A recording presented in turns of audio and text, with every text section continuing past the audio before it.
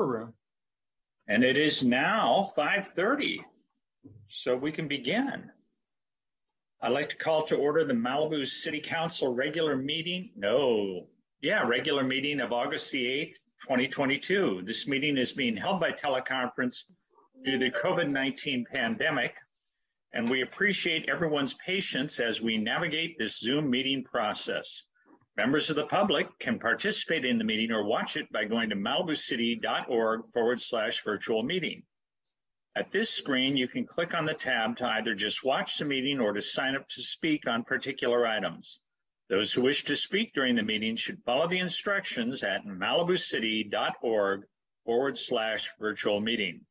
Please make sure you visit malibucity.org/virtual meeting early to sign up to speak and download the Zoom application. The city clerk will call on those who have signed up to speak when the item is called, so you must be present in the Zoom meeting to be recognized. May I have a roll call?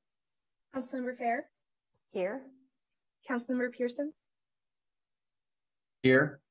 Councilmember Uring. Here. Mayor Pro Tem Silverstein. Here. Mayor Grisanti. Here. You have a quorum. Do we have any public speakers on the closed session items? I'm checking your list right now, and no, you don't have any public speakers on the closed session items. I don't see any raised hands in Zoom. Good. We will now recess to closed session to discuss the items listed on the closed session agenda. We will reconvene at 6:30 p.m. to begin the regular session and hear the closed session report. So I will see you at the closed session.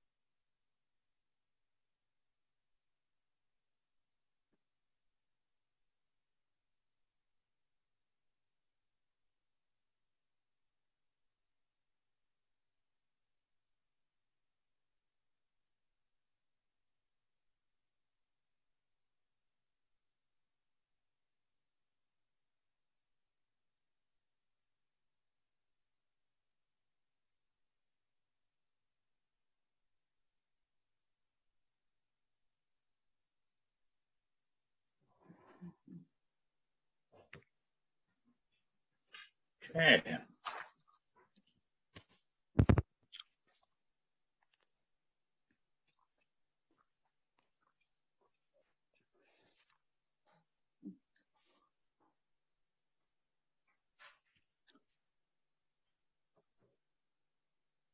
Okay, it is now 6:30. I would like to call to order the Malibu City Council regular meeting of August the 8th, 2022. This meeting is being held by teleconference due to the COVID-19 pandemic, and we appreciate everyone's patience as we navigate this Zoom meeting process. Council members and city staff are participating from remote locations, and all votes will be taken by roll call. Members of the public can participate in the meeting or watch it by going to malibucity.org/virtual meeting. At this screen, you can click on the tab to either just watch the meeting or to sign up to speak on particular items. Those who wish to speak during the meeting should follow the instructions at malibucity.org/virtual meeting. Please make sure you visit malibucity.org/virtual meeting early to sign up to speak and download the Zoom application. The city clerk will call on those who have signed up to speak when the item is called, so you must be present in the Zoom meeting to be recognized. Council members, if you have comments to make during this meeting, please raise your hand and I will call on you in turn so we can make our discussion clear for the record and the public. May I have a roll call? Councilmember Fair. Here. Councilmember Pearson. Here. Councilmember Uring. Here. Mayor Pro Tem Silverstein. Here. Mayor Grisanti. Here. You have a quorum. Okay, will you join me in the Pledge of Allegiance?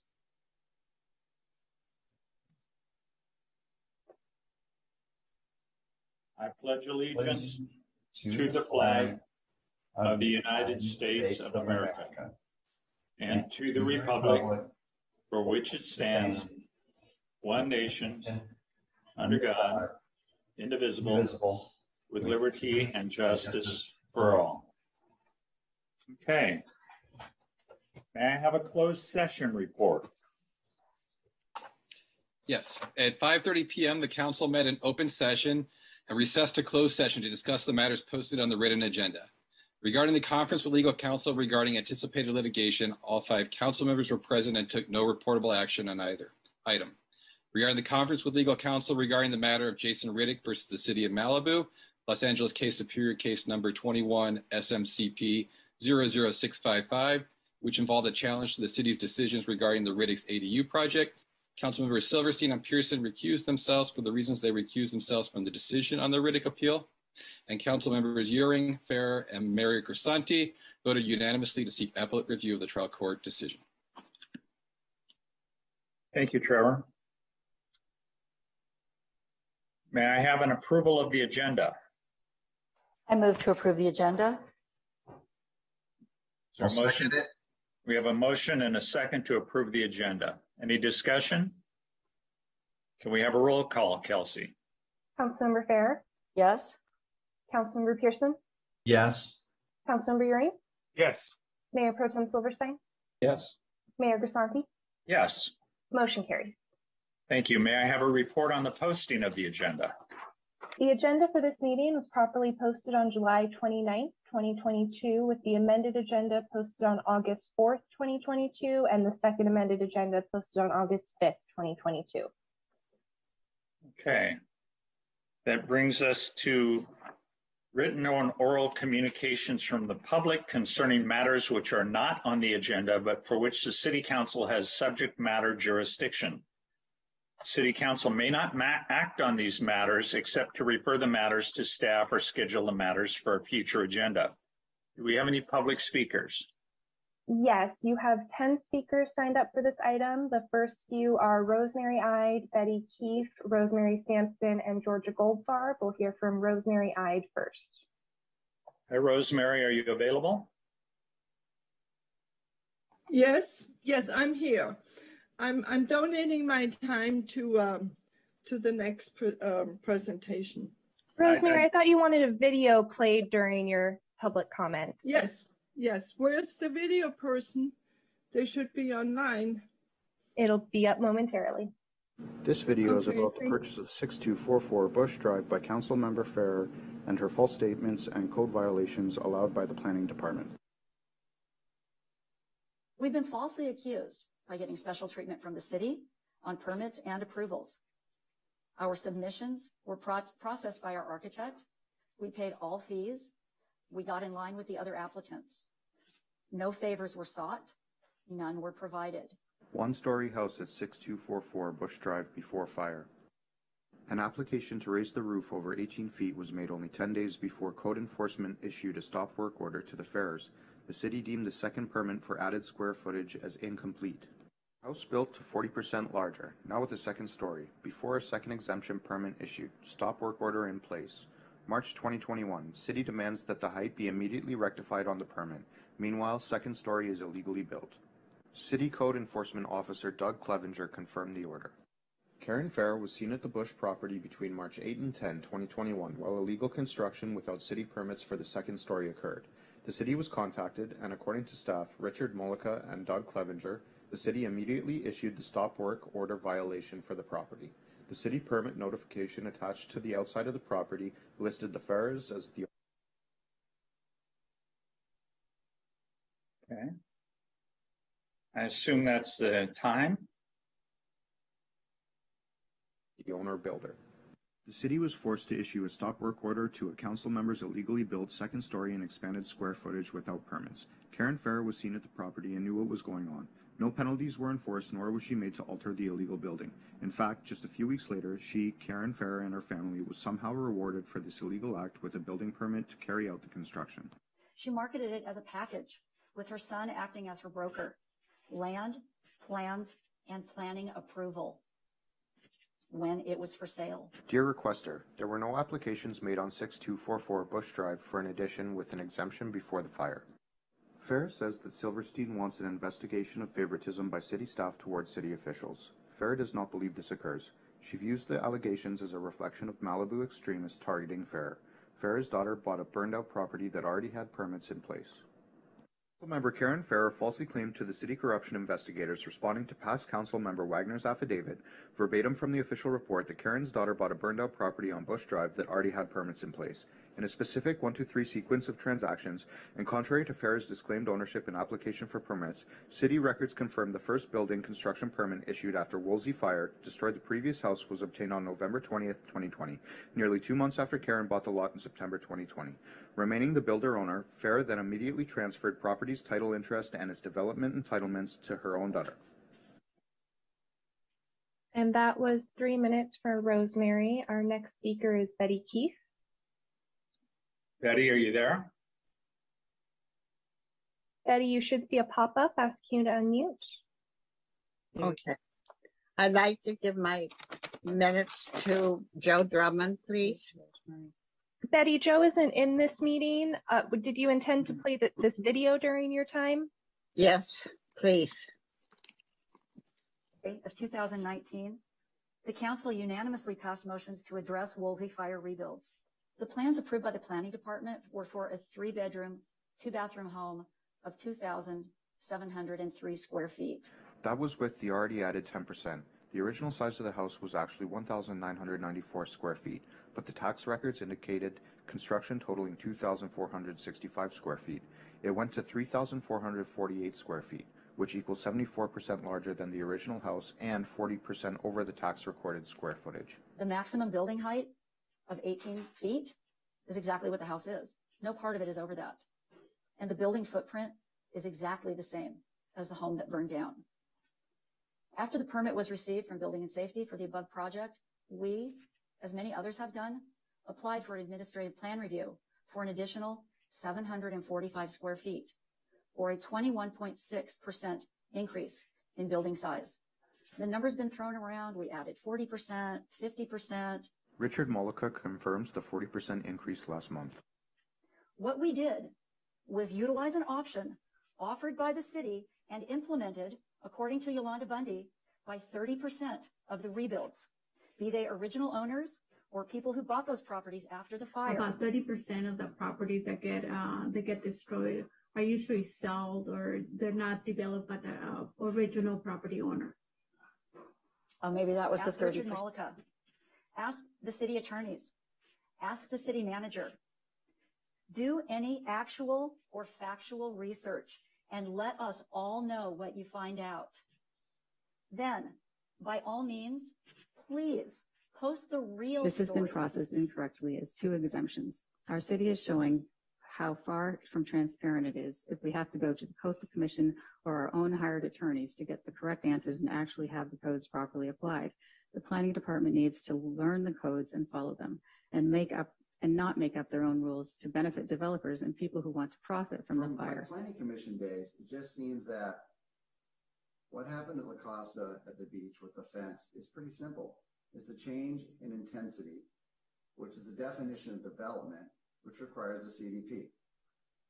I'm apparently wrong somewhere, but that's my understanding of The it. 2-story completed structure in less than 9 months, changing the intensity and density without a coastal development permit, when the site in Coastal Commission's appealable zone and environmentally sensitive habitat area.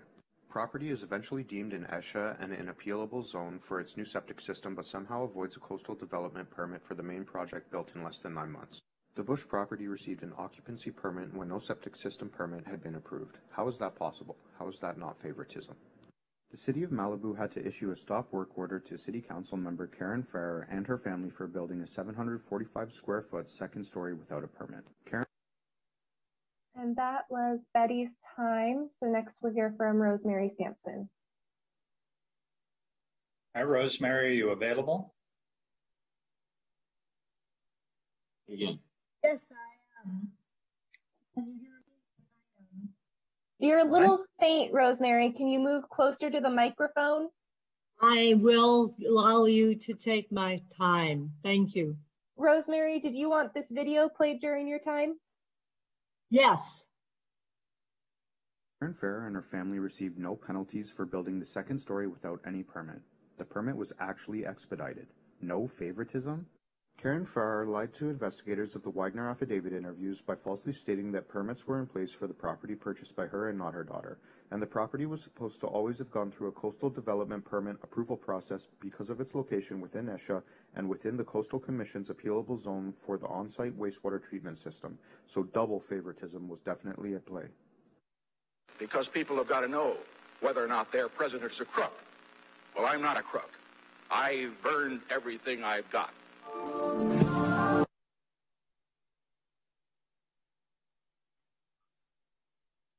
Okay, and I believe Rosemary is done with her comments. So next we'll hear from Georgia Goldfarb. Hi, Georgia, are you available? I'm sorry, Mayor, I don't actually see her in the meeting. We'll hear from Bill Sampson next. Hi, Bill, are you available? Yes, am I on? You're on. The screen is okay. Thank you. First, everyone, my Rosemary has a bit of a disability, which inconveniences her and both of us actually. It's hard for her to do this. I appreciate you accommodating that, all of you, Kelsey and the council. Next, we're going to have what I'll call an Airbnb hearing at the Coastal Commission on August 12th. That's this Friday. And we are doing that because as a city, we permitted short-term rentals to run amok here with ensuing problems. We're now at the mercy of the Coastal Commission. That did not have to be. I've been trying to stamp this out since 2014 or 2015. I guarantee you that past councils did not do anything. They failed and refused to act upon the then existing code. I'm bringing this up only because I don't want it to happen again. Whoever is in your chairs, no matter what, when something comes up and you're going to wind up in front of Coastal, do your best to handle it here rather than let it get out of hand, because it is out of hand. We're at their mercy. I don't know what will happen on Friday. I would really rather not have motels on my street. On another topic, I read LA Times columnist Steve Lopez's column Saturday. It's on the front page of the second section of the LA Times. You can certainly see it online if you don't get a newspaper. I'll borrow Chris Erskine's line. The newspaper arriving here is the soft thud of democracy landing on my doorstep. But that's just me. You don't have to do that, but please look at his column. He lambastes Malibu all the time, but what he was talking about was that accident at La Brea. Let's not call it an accident. It was an attack by a vehicle at La Brea and Slauson. You probably read about it. It's gotten a lot of ink and airplay. I mean, people died, people burned to death, pregnant woman died. People are insane out there. I'm not sure I've got answers for this. We all need to work on it. We should not, as I accidentally did, call them accidents. This is vehicular weaponry. We hear it here. I know the sheriff's doing work. We need more of them. We're going to have a horrible accident with people dying, children dying, most likely at El Matador because they are wide open going up there. They go right by my house on the way. Thanks for your attention. Thank you, Bill. Our next speaker is Hashi Clark, followed by Craig Hill and Jefferson Wagner. Hi, Hashi, are you available?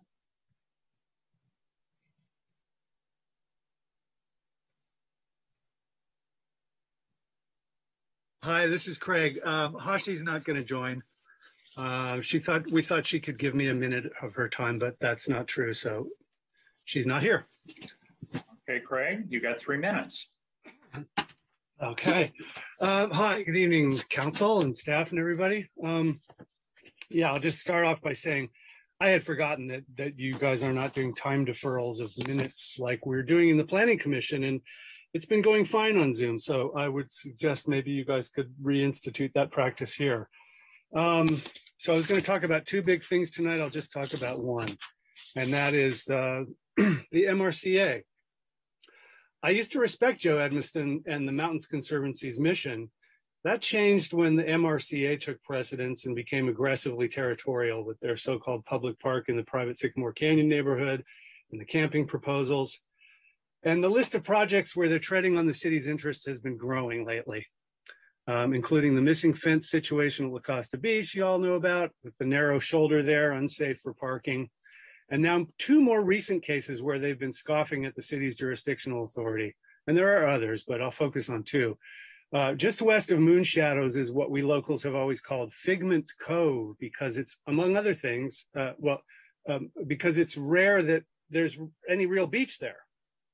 And the CDP issued by the city to MRCA in 2018 required, among other things, signage warning of hazards due to several people having drowned there over the years. Initially, MRC did install a bright red warning sign that was excellent, but the moment they finished their so-called improvements, they inexplicably took down the required signage and replaced it with a big banner that reads, "Welcome to your beach." It's perverse, really. I mean, they're actively inviting injury and death, so they have liability exposure, and the city will share in that liability for having approved the CDP. They've been non-responsive to my emails, which is disappointing because I've had some rapport with Paul Edelman over the years. Meanwhile, near Nicholas Beach, a private developer is teaming with MRCA to license a public vertical access easement across several private properties whose deeds expressly do not allow public access. This is mainly a civil matter, but the proposed work that the city would have to permit the proposed work.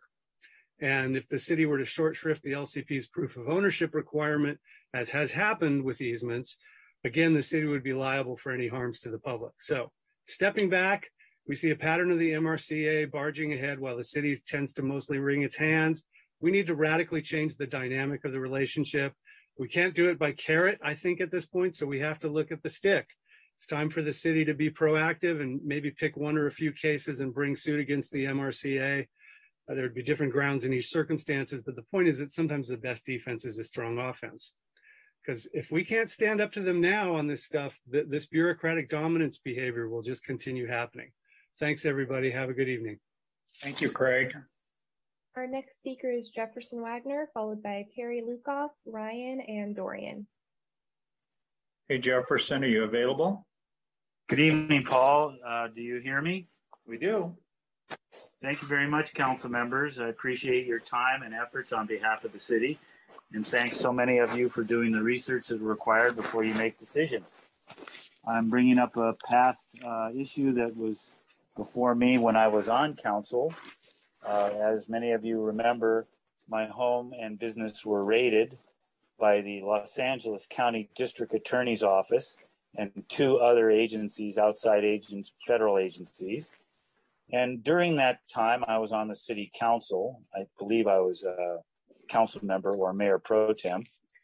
A defense fund was set up for my obtaining the services of an attorney. Because there were no infractions and no violations on my part of my business, my residence, my time on council, the defense fund was not needed. The money acquired quite a substantial amount through several sources. One of them was called GoFundMe, personal checks, cashier's checks, and several instruments of contributions. And the amounts were pretty substantial in my mind.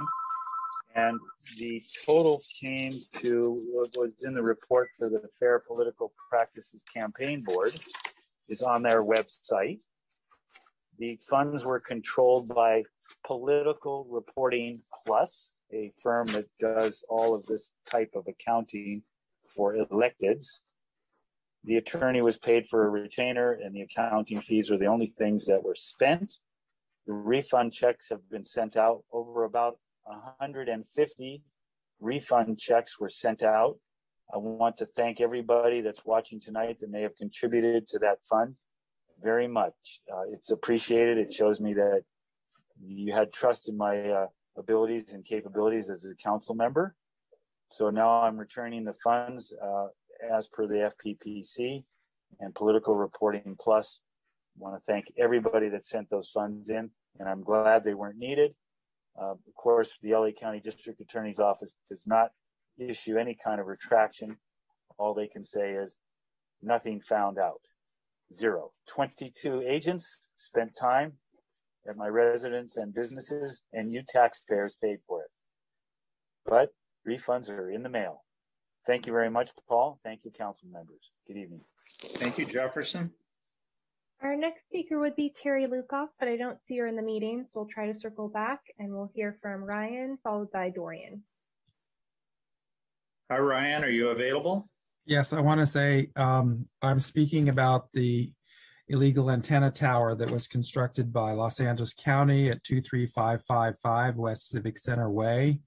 That thing is an eyesore and does not comport to any of the remaining local regulatory authority that the city has in its code for wireless communications facilities, in that it's not camouflage, it's not painted to background color, and it was not incorporated into the building structure as should have been the case for the primo architects selected to construct that public building.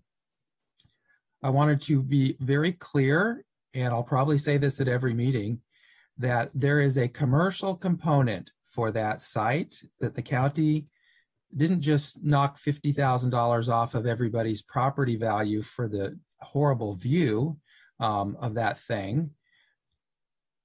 They'll probably get $50,000 a year income off of it by leasing it out to various cell phone carriers. And that commercial component, I believe, was not evaluated properly or disclosed. The city needs to do an enforcement action by using its contract prosecutor, the company in West Los Angeles that does the lawsuits against the property owners or the persons who own the properties, as a strategic maneuver that the city has done in the past, that the owner of the property is the violator, a person, and goes after them for that. You should not be giving the county a pass on this because they did not do it right, and they concealed and changed the uses there by showing different pictures, different locations, different type of structure, and the whole bit. So that's one. And then I do also think that you need to institute the practice of the donation of the 1 minute consolidation, because that can actually reduce the time of the meetings by having a consolidated presentation. It makes much more sense. Thank you very much. That's it. Thank you, Ryan. Our next speaker is Dorian, and then we'll see who we can circle back to. Hi, Dorian, are you available? Yes, hello. Good evening, and thank you for hearing my comments this evening. My name is Dorian Whitney, and I am 25 years old, and I have lived in central LA for about 6 years now, from Palm Springs. I currently live in Hollywood, and I have always visited Malibu throughout my years here. Me and my friends like to drive through all the way to past the county line, hike the Santa Monica Mountains, and back into the town to eat. I was there last week, and my concern is how difficult it is to cross the street when you are trying to access a beach. There is a lack of crosswalks all throughout the Pacific Coast Highway, and this causes people to jaywalk, which I don't necessarily condone, but people are going to do it anyway as long as there is no crosswalks, and the drivers do not respect the people trying to cross. And I also want to say at least over 50% of the travelers speed past the speed limit. So it's a very dangerous situation for many reasons. And I know it's a highway, but many cities are getting rid of highways, and it is, it's not like a freeway. So yeah, and today there are at least planning, many are also planning to get rid of highways. So I believe we should calm the traffic there a little bit. And I'm asking this as a driver, and I can only imagine having to cross every day with my dog or something. There are many areas where we need some all throughout Malibu from beginning to end. As soon as you enter the city, you notice people trying to jaywalk the highway on Old Malibu Road, and even at the very end at Yerba Buena Road. And my main concern is Sweetwater Canyon Drive, and the entire area around the pier just needs more crosswalks. So it's like an additional 10 or more added to the city that would make it safe, and we need. So just as many as you can really do would be greatly appreciated. And I know it's a lot, but Malibu is very spread out. So it should have been like that from the beginning. And I really think that we have catered to the auto industry for too long. If we have the flashing lights that are called Hawk, I believe, that would be greatly appreciated too. I truly believe this is important because it's a public safety issue. Please and thank you. Thank you, Dorian. And Mayor, I don't see Georgia Goldfarb in the meeting. I am checking to see if Terry Lukoff might be here under a different name. She keeps signing up to speak, but we don't have her in Zoom. And Terry is a man. I'm sorry, him. We don't have Terry, him in Zoom. And it does appear that everyone else has been assigned a name. So not seeing Terry or any raised hand, that concludes public comment. Thank you very much. That brings us to item 2B. Do we have any commission or committee updates? No, you don't have any commission or committee updates. Okay, do we have a city manager update? Mr. McClary. Yes, Mr. Mayor, members of the council, I'm sorry to disappoint you, but we do have a city manager update, but I'll try to keep it brief. First off, I just wanted to report on the impound yard, our temporary impound yard, day use tow yard that we have there at Heather Cliff. As of, I don't have the stats for this last weekend, but through the prior weekend, since we began, we had now towed a total of 167 vehicles to the lot. So again, that seems to be working well. The numbers do vary depending on the level of people and traffic coming out on the weekend, but it appears to be working well. And again, we are continuing that as a pilot project through the end of September. Also wanted to, again, remind everybody about the Homeless Connect Day, which is coming up on Thursday, September 22nd, 10 a.m. to 1 p.m. It's going to be at the former Malibu courthouse next to the library, not at the library, but it will be at the former Malibu courthouse. So that event will be coming up. Folks can get legal assistance, government services, housing resources, and document recovery services as part of that event. Also wanted to note, as it was mentioned by a couple of speakers already, Friday there is a pretty critical meeting of the California Coastal Commission that will be held at King Gillette Ranch. The morning will feature a local government workshop on sea level rise and adaptation. And then in the morning, then in the afternoon, the Coastal Commission will be hearing the city's LCP amendment related to the hosted short-term rental ordinance. So that's coming up on Friday. On COVID, the city, as you recall, we had an outbreak at City Hall a few weeks ago. Fortunately, we have been able to get past that. As a result, we no longer have the requirement to wear masks inside, and we are back to strongly recommending masks in City Hall. However, they are optional. On the COVID front, as of about a week ago, the last report that we got from the county, we remain in the medium community transmission level. That's actually good news because it looked like we were tracking to go into the high community level, which likely would have brought on some additional restrictions. However, numbers do remain elevated, although we're seeing some steady declines over week to week.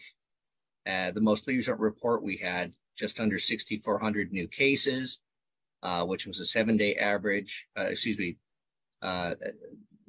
average 7-day was 5,900 and had dropped from 6,700. So good news there. Hospitalizations are also down, and the majority are not related to COVID. So that is new. 7-day average test positivity rate is 15%, and that has been pretty stable. We are a little bit behind or ahead of the state at 16%, and nationwide is 17%. And then throughout the county, worksite clusters also decreased from 429 to 399. And they also reported that the BA5 variant is highly dominant right now, with 71% of reported cases coming in for that specific variant. So we'll keep you informed on that as we move forward.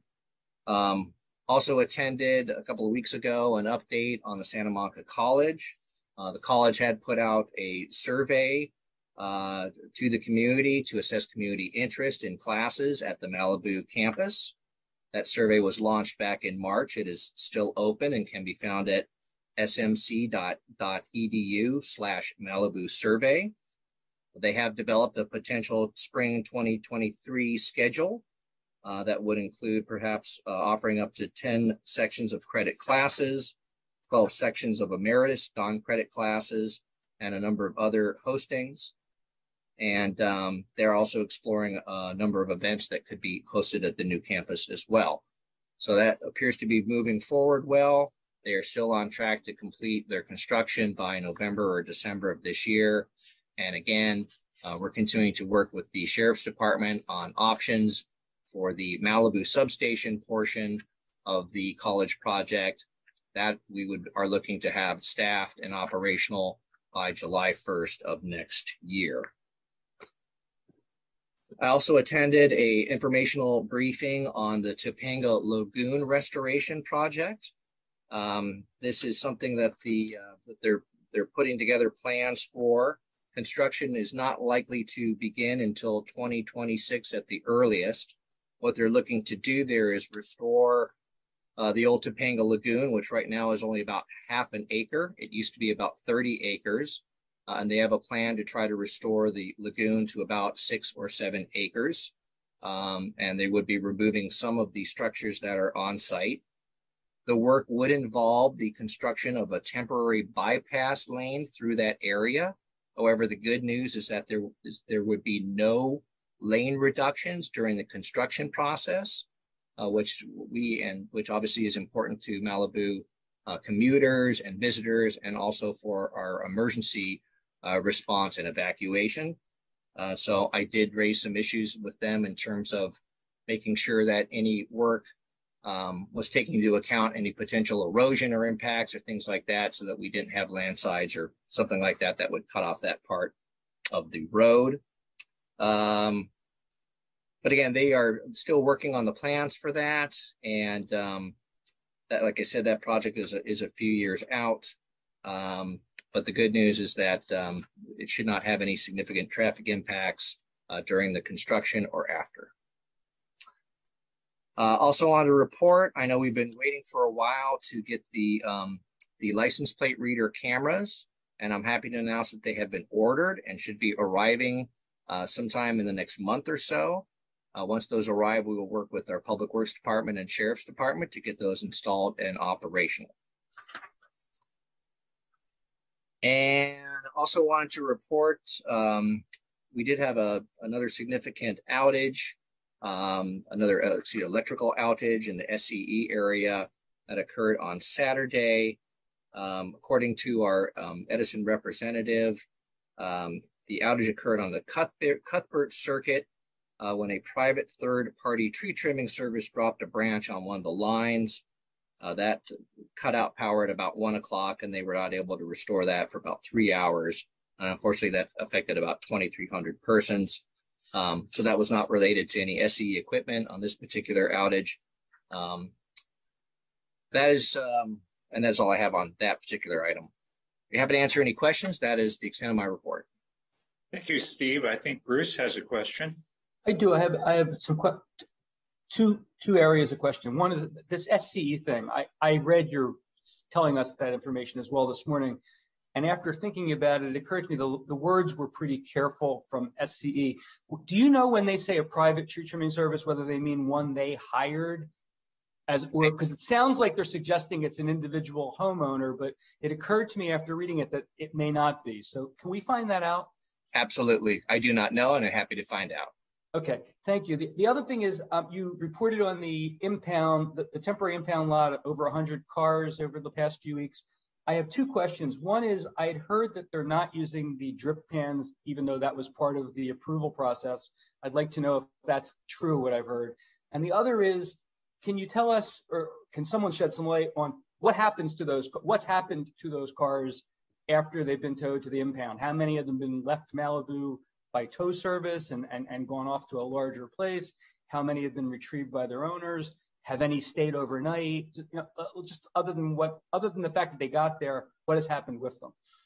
Sure, I don't have that information handy at my fingertips, but I'd be happy to get that and forward it off to the council. I don't believe any of the vehicles have remained overnight. I believe if there are 80 that don't get picked up at the end of the day, I believe they're then hauled off over the hill. But I will verify that for you. On the drip pans, I know I have not personally been out there to look. I have asked several times to make sure that that is happening, and I was assured that that was happening. So if that is not happening, I will definitely follow up. Okay, I appreciate that. As far as providing the information, it would be good to provide it at your report next week, because I think the public needs the information, not just council. I'll provide it to the council and to the public. Thank you. Happy to do so. Okay, I'm going to recognize myself. According to the report given to the Public Safety Commission, no cars have been unclaimed at the end of the day yet, so none have been towed across the hill, which is it's the same to us. It's all the same, but at least people are figured out that they've got to go and pick up their cars, and that is we don't have anybody loading up a car carrier to take things through the canyon, which is a good thing. The other thing that you mentioned about the drip pans, from what I've heard from my appointee to the Safety Commission, the The first weekend they were open, they did not use drip pans. They were told they had to, and there have not been any reported incidences of not using a drip pan since that first incident. But that's what I heard. And back to you, Bruce. Well, Paul, thank you for that information. That was very helpful. I wonder if you know what does Malibu receive by way of remuneration, if anything, from the cars that are towed there and retrieved before they have to be towed off? We get paid on the basis of them being towed to the tow yard, not being towed across the hill.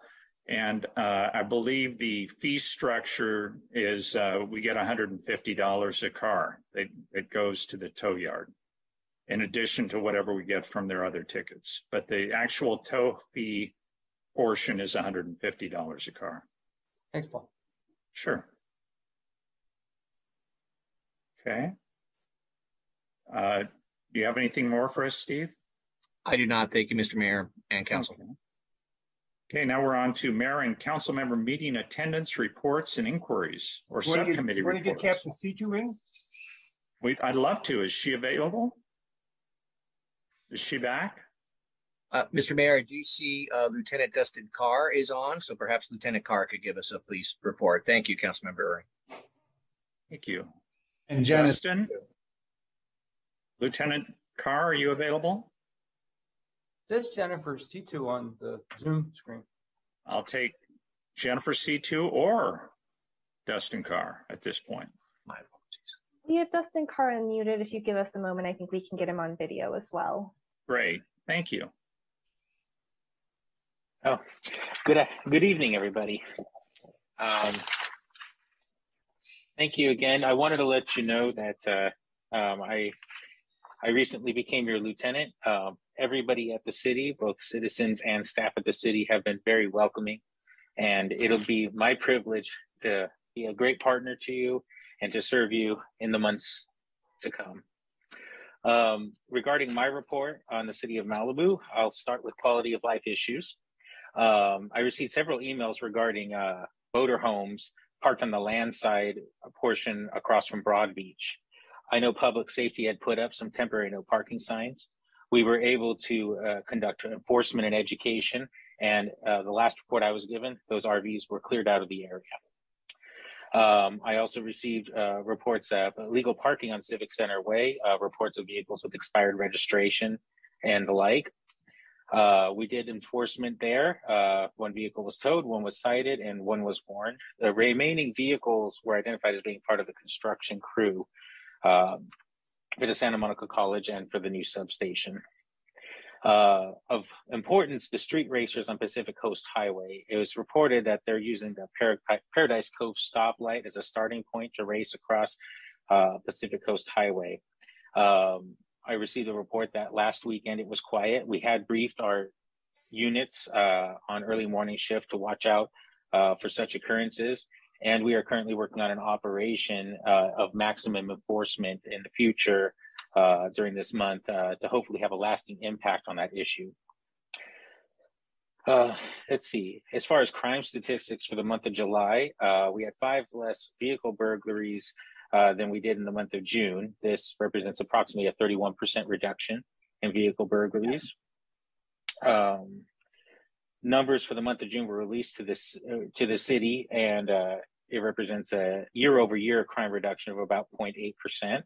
Serious crime from June to July was not up, and crime seems to be consistent with the summer months and high tourism. Regarding traffic statistics, I'm pleased to report there were no fatal collisions in the month of July. We're continuing to focus on enforcement. A total of 1,002 citations were issued, 498 hazardous citations regarding speeding and other hazardous driving behaviors, and 504 non-hazardous citations, and 4 seatbelt violations. There were 6 DUIs, 2 of them being a result of collisions, and 41 total traffic collisions in the city. Unsafe speeds continues to be the largest factor in the collisions. And as far as an update on the beach team statistics, and these are as of July 26th, the last week of July was still being tabulated, but I'm pleased to report 1,428 parking citations were issued, 348 alcohol on the beach citations were issued, 2 citations were issued for dogs on the beach, 3 for smoking on the beach, 4 hazardous vehicle violations, 2 non-hazardous, 3 miscellaneous, 7 warrant arrests were made, 4 misdemeanor arrests, and 1 felony arrest. And this concludes my report for the month of July. Thank you, Dustin. We do appreciate it. My pleasure. Anyone have any questions?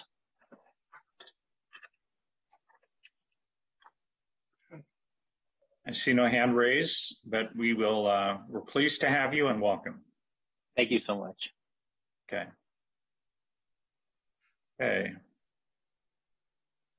I believe that brings us to Mayor and council member meeting attendance reports and inquiries. Who would like to, I see Steve Ewing's hand. Yeah, thanks, Paul. One, we've had that absence of meetings for a couple of weeks, and that's been fun. So thank you very much. I enjoyed that little respite there. I did I watched the Zoom meeting for the Horwath and Hertzberg debate, I guess it was, and that was interesting. We'll see where that train takes us. Over the last couple of weeks, I've gotten a bunch of calls on issues of unauthorized events, potential of illegal construction. And just to give you an idea, there was one across July 4th, there was one right across from Nobu, where apparently the event took place. The guy had a tent. He had places for people to sleep over. He was charging 170 or whatever, something like that for people to get in. So that got reported. I got a call from one of the neighbors who lived up there. It said it went on until like 4 in. So I reported that into the city. And then 3 weeks later, the guy did it again. So I guess, and I had this conversation with Richard Malika, the assistant city manager. We're sort of feeling a little bit like Rodney Dangerfield. We get no respect.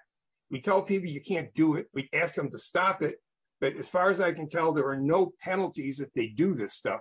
I mean, I had a couple of people there where basically they went and just dropped a bunch of dirt on their property and raised the level. As far as I can tell, it's still there. So getting these things done and trying to slow this process down is something we may want to think of.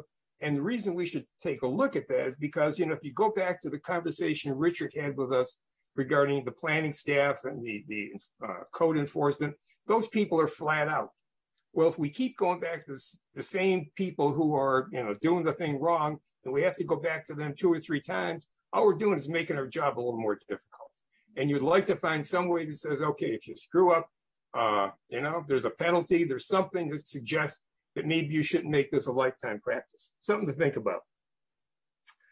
Picasso, as much as we talked about short-term rentals, there was a big article in the New York Post promoting some Picasso house out here in Malibu. And I got an email from Marie Stanley today that said apparently they were doing some illegal construction there. We've been months ago when I was younger, somebody from BB&K told us we were going to get an issue with Picasso's and have that come before us. If we don't do something, we're going to end up in the same place we got with short-term rentals where they're there. People are going to fight us. So somehow I don't think it's good for Malibu to have these things. So if we can get some kind of action and some ordinance or whatever it takes to sort of slow this stuff down, I would greatly appreciate that. I agree with Craig Hill. MCRA doesn't, another group doesn't care what we think. They just do whatever the hell they want to do. And something wrong with that. So I think we're going to, and I don't know what the answer is. I'm not smart enough to tell you the best way to go about them. But somehow you'd like to at least put some speed bumps in their way to slow them down a little bit and get their attention, because right now it's full steam ahead. Dorian, your discussion about traffic, I couldn't agree with you more. I mean, PCH it's an interesting place to try and cross any time during the day. And I want to thank the Deputy Dustin. You did a hell of a job. Thank you very much. That was a great report. License plate readers. I know they're coming. When they first came before, it's one of the things that residents asked for. They said, what's going to happen with these license plate pictures when they're taken? Who's going to control them out? And if I understand, we worked out some deal with the sheriff that they were going to be the monitor of that. But if we could get something that we could just give to the residents and say, you know, this thing is under control, we know what the hell we're doing. I think that would be helpful, and it would take care of some of the concerns that I've received. And then radios. I've gotten 2 reports now, and there was something that came out in Steve McClary's update last week about the fire department putting out these little radios, NOAA reporting radios. And I had another conversation with somebody up in Point Dume where somebody up there is also distributing a bunch of radios. And whether those are going to be adequate to help inform people during a fire or not, I don't know. But I should like to maybe have a public safety commission take a look at those actions and see if there's something really going on there that can help us stay alert in case of a disaster, the next fire or whatever is coming down the line. And that's all I got, Paul. Thanks very much. Thank you, Steve. Who's next? Mikey, you're on. That's your mic. Hello, yes, had to push some buttons. Like Steve said, I too enjoyed the break and came back from vacation at about 1:30 in the morning last night, so I'm ready to go. No. I actually, the first speaker I want to talk about, just like Steve did, is Dorian. Dorian, I see that you came back in. We hear you loud and clear, and this is an issue that has been an issue and is still an issue for a long time. The hard thing for us, just so you know, is we don't own the highway. It's not our property. We don't have jurisdiction of sorts over it. We don't get to make decisions. That's Caltrans. So, and our relationship with Caltrans, while not bad, is tricky.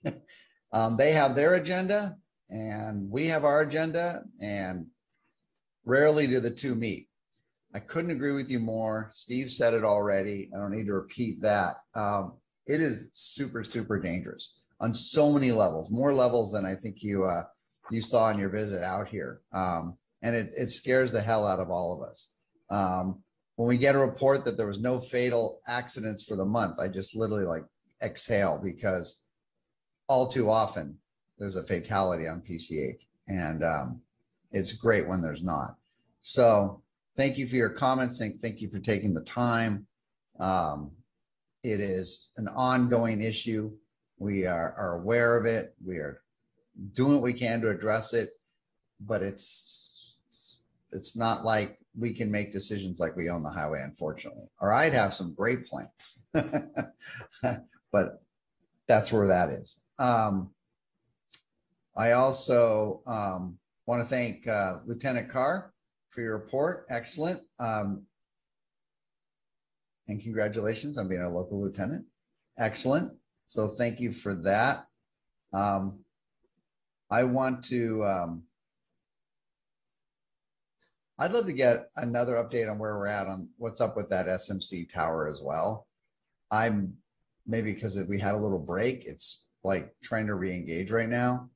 I went back and somebody sent me, probably in planning, the original item on that when we heard it years ago.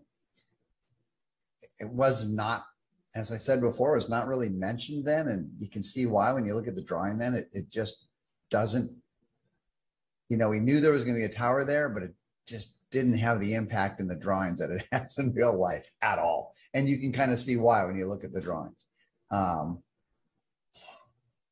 I don't think it was a subject of any conversation at all at the time that I remember. So I'm not sure we're out on that. And it isn't posed much. Right.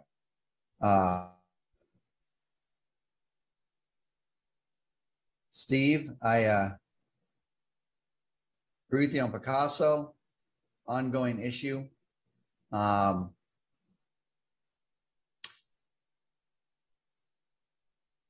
But we're very aware of it, and we're not just as much as it looks like we're doing nothing, we're not doing nothing. I'll leave it at that.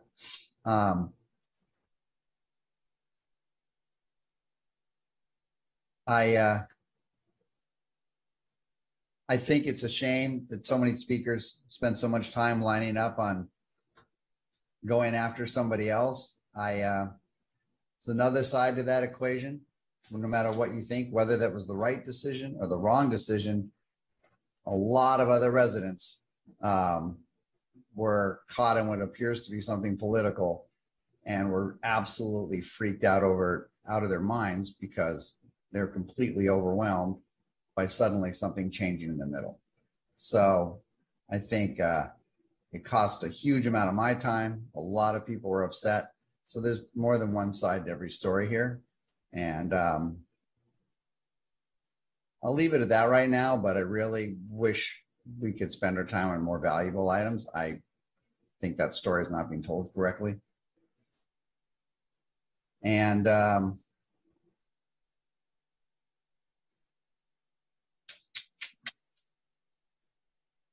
okay. And I think Friday, King Gillette Ranch is going to be important. And so I hope to see everyone there. I know, I'm not sure, some people are allowed to go in person as I understood it, and then other people can watch it online. So I'm just making the assumption I'm one of the people allowed to go in person unless I find out different. So that's it. Those are my comments for now. Thank you. Thank you, Mikey. Karen, Bruce, which one? You go ahead, Bruce.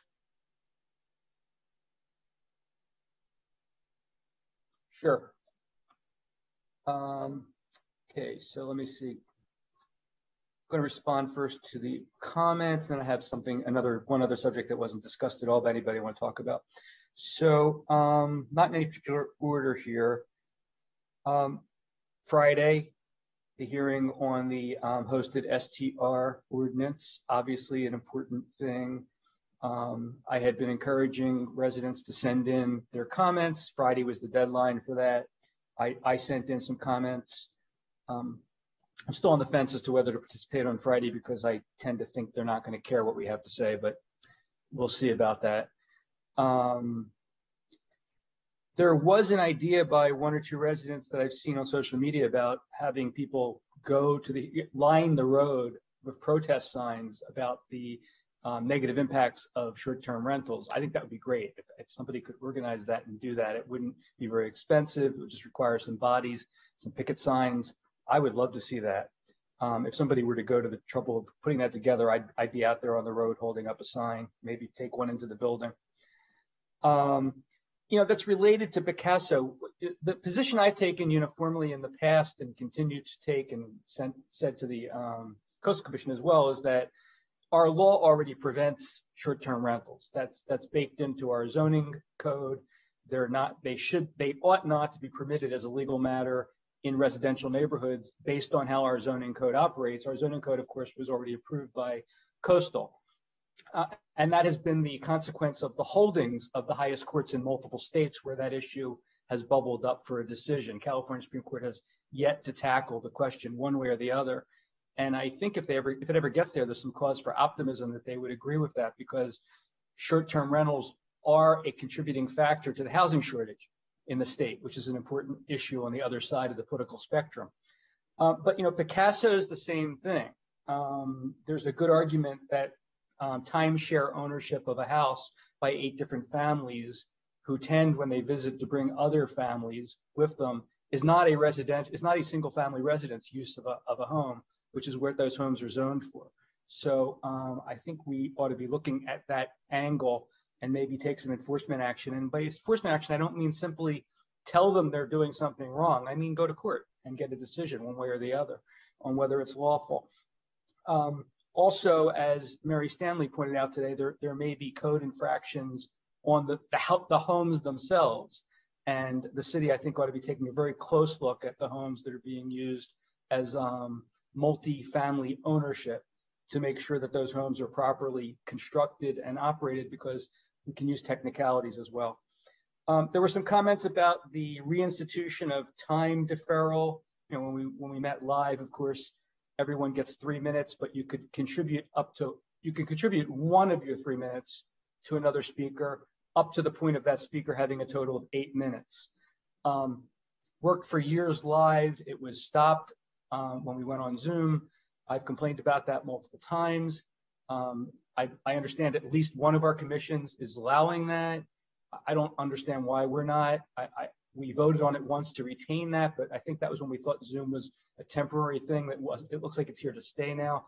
So I'm hoping we can bring that back, and also on-screen presence of residents. It's so much better when we can actually see somebody when they're making their comments and when we're interacting with them. So I'd like to see that happen. Paul and I, as we say a lot, meet with Cal Strat once a week in a Zoom conference.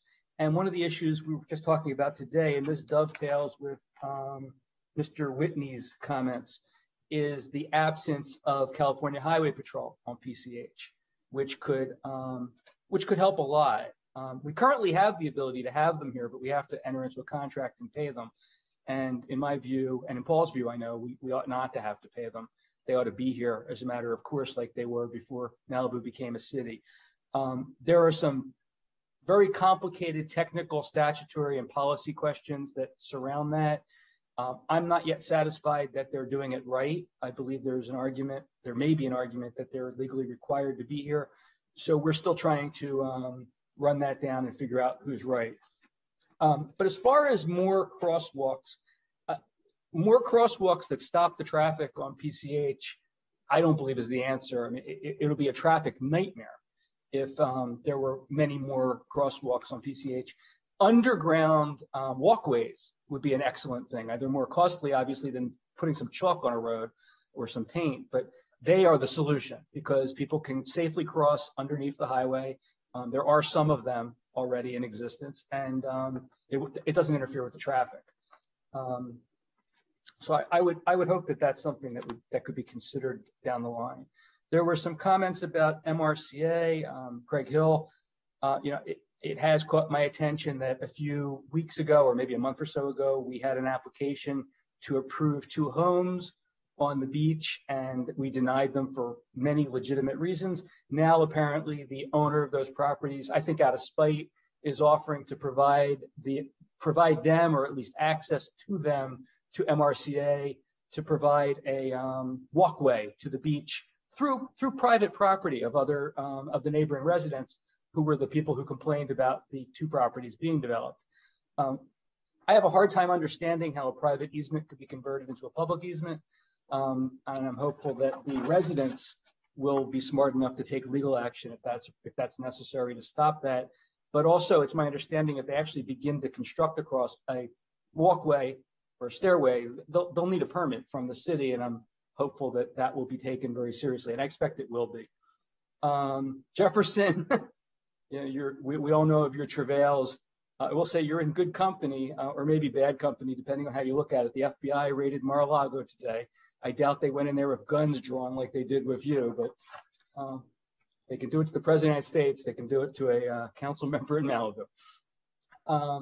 The giant cell tower issue. I mean, we did discuss this a few weeks ago, and Richard Malika told us that, unfortunately, that exact tower that's there was in the plans, and it was approved by the Planning Commission. He provided me with the information, even though I told him I trusted him, his word, he provided the documentation. Looks to me like he's right. I mean, maybe someone else understands the plans better than I do, but Richard believes the plans provided for exactly what's there. They look to me like they provide for exactly what's there. Unfortunately, I don't think what's there is illegal because the Planning Commission approved it, and the time to appeal that has long since passed. The real problem, and it's a lesson learned, is I think I wasn't there at the time, but we were asleep at the switch. Just because they didn't provide a rendition that showed it, it was there in the plans, and somebody should have caught it if it's a problem, and it does seem to be a problem. So not much we can do about it now, though, unfortunately. All right, last subject. I'm sorry, the Jazz Festival that occurred last weekend. As I think most people know, it was reported there were some problems with the event. I don't know exactly what the problems were, but there were 2 issues there. One is the appeal regarding whether it should be allowed at all because of the alcohol license issue. I'm going to talk about that in a few moments. But the other was it was apparently just not well organized. It was in disarray. The city issued an official statement on August 1st. It says, while the event was held on city-owned lot at 23575 Civic Center Way, also known as the Chili Cook-Off site, the city did not sponsor, organize, or promote the event, and the city's only role was in the processing and issuing the event permit.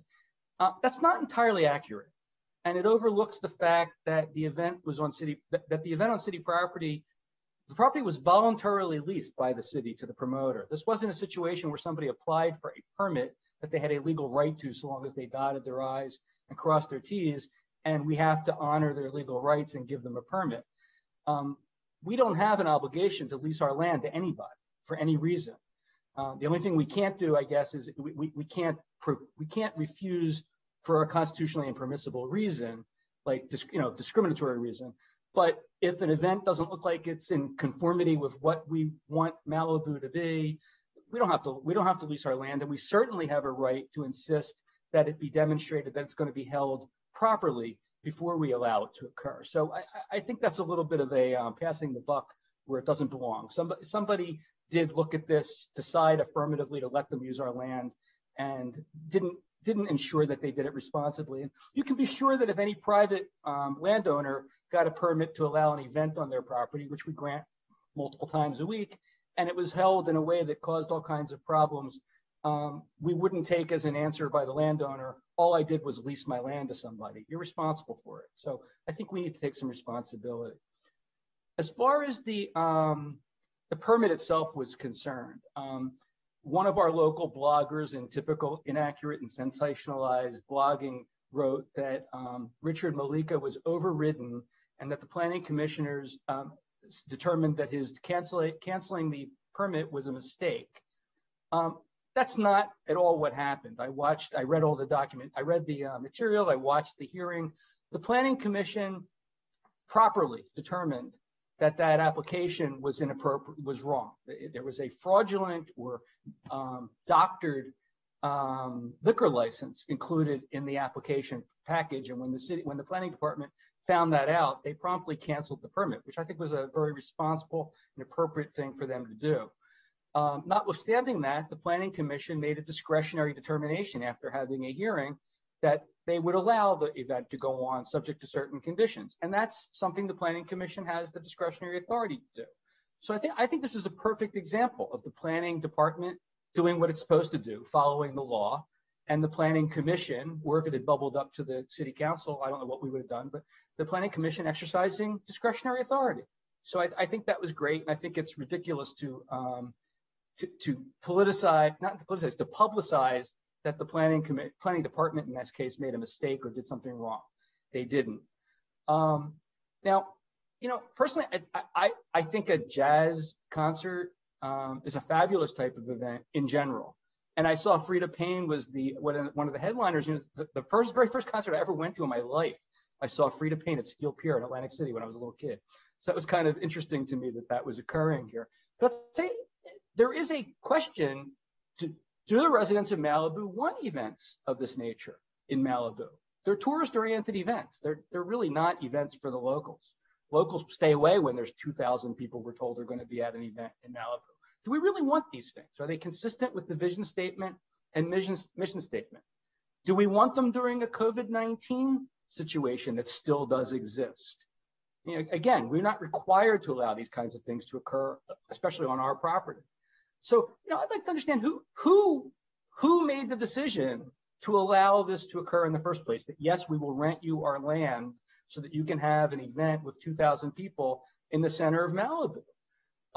Safety in general is an issue. We have mass shootings in the country. Why invite potential trouble into our small town? How was the fee determined for I don't know what we were paid for this, but how was the fee determined? Did we get a percentage of the take at least? Or did we just rent the property for some nominal fee? I don't know. But anyway, I think these are all legitimate questions, but that the residents have had and that I have, and that ought to be considered next time somebody wants to rent our property to have a large event in our town. Because the powwow is a great event, and that's perfectly fits with what we are here, with our mission statement and our vision statement and our history. But having concerts here is not necessarily what Malibu's about. Thanks for the time. Thank you, Bruce. Karen? Thank you, Paul. As far as meeting attendance, although the council has had a break since the July meeting, we're continuing to meet school district separation team. I had a library commission meeting, which is 6 times a year. We had a mediation meeting with SMMUSD regarding reorganization. We've had a closed session meeting regarding that. And the COG did not meet in July, the same as the city. Regarding option 4 and some of the speakers this evening, I will leave that to the city attorney to answer any allegations of wrongdoing on the part of the city. Trevor, if you'd like to address that, I welcome you to. Steve McClary, Yolanda Bundy. I don't think Richard is in the meeting tonight. Adrian, I don't know if you want to speak for him. But let's clear this up. If there's wrongdoing on the part of the city, I assume that there will be action taken. And then this can be addressed. So Trevor, I guess you would take the lead on that. Okay. Dorian, oh, sorry, Trevor, I see you. I just wanted to address Dorian as well. I lived on Pacific Coast Highway for 9.5 years near the La Costa crosswalk. I had next door neighbors on each side who had lived there many, many years before we moved in, lived in that location. I was moving from another location in Malibu. Each of my next door neighbors, both adults in broad daylight, got hit in the La Costa crosswalk. Separate incidents. Caltrans took about 30 years to install the pedestrian button there and the flashing light. There were many, many, many more incidents besides the 2 that I just described. So Dorian, we feel your pain. We feel the frustration as well. As was explained earlier, the city does not have jurisdiction over Pacific Coast Highway. We see people running across all the time, especially this time of year, with dogs, with picnic coolers, with children in hand, with umbrellas and all kinds of things.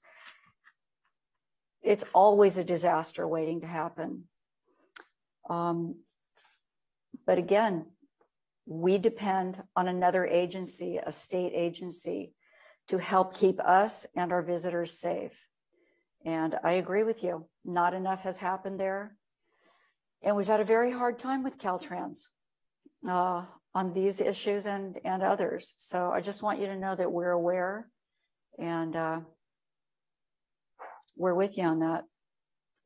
And Trevor, if you have anything to say about alleged wrongdoing by the city, I welcome you to go ahead and say that. Sure. I guess the question was about option 4. I mean, this is an agendized item, but I can provide an update. At the previous meeting, this was discussed in length. Option 4 was one of the options put forward by the previous planning director as an option for a rebuilding, and the Coastal Commission provided its opinion that the process was not authorized under the city's LCP, and the council took the step at the previous meeting to bring that to an end over a period of time, aligning with the determination of the fee waiver program. The city has reached out to Jack Ainsworth, the executive director of the Coastal Commission, and to Steve Hudson to attempt to set up a meeting to discuss this. We've not received availability or dates for that meeting yet. When it happens, then that will be brought forward, and we'll have a further update. Thank you, Trevor. I see Yolanda has come on the screen. I don't know if she has anything to add. Just briefly, I just want to make a brief statement, if I may. Thank you for the opportunity. Just want to say, as your building official and your city director and the reviewer and the enforcement, I do the enforcement of the state law and the city ordinance. I'm a licensed professional engineer registered by the state of California. I've been doing this for close to 18 years now. Just want to make clear to the public and to council that myself and your city staff hold the public safety and service as our highest obligation and our priority. We treat everybody fairly and equally. I have been with the city for more than 3 years, and I have been blessed to help a lot of people. During my time, I have probably under my supervision, we have seen about 8,000 plan check for different types of projects. And we have done over 30,000 inspections. Just want to make it clear for the public again that there's no corruption, that I feel that I have treated everybody with compassion, integrity, and fairness.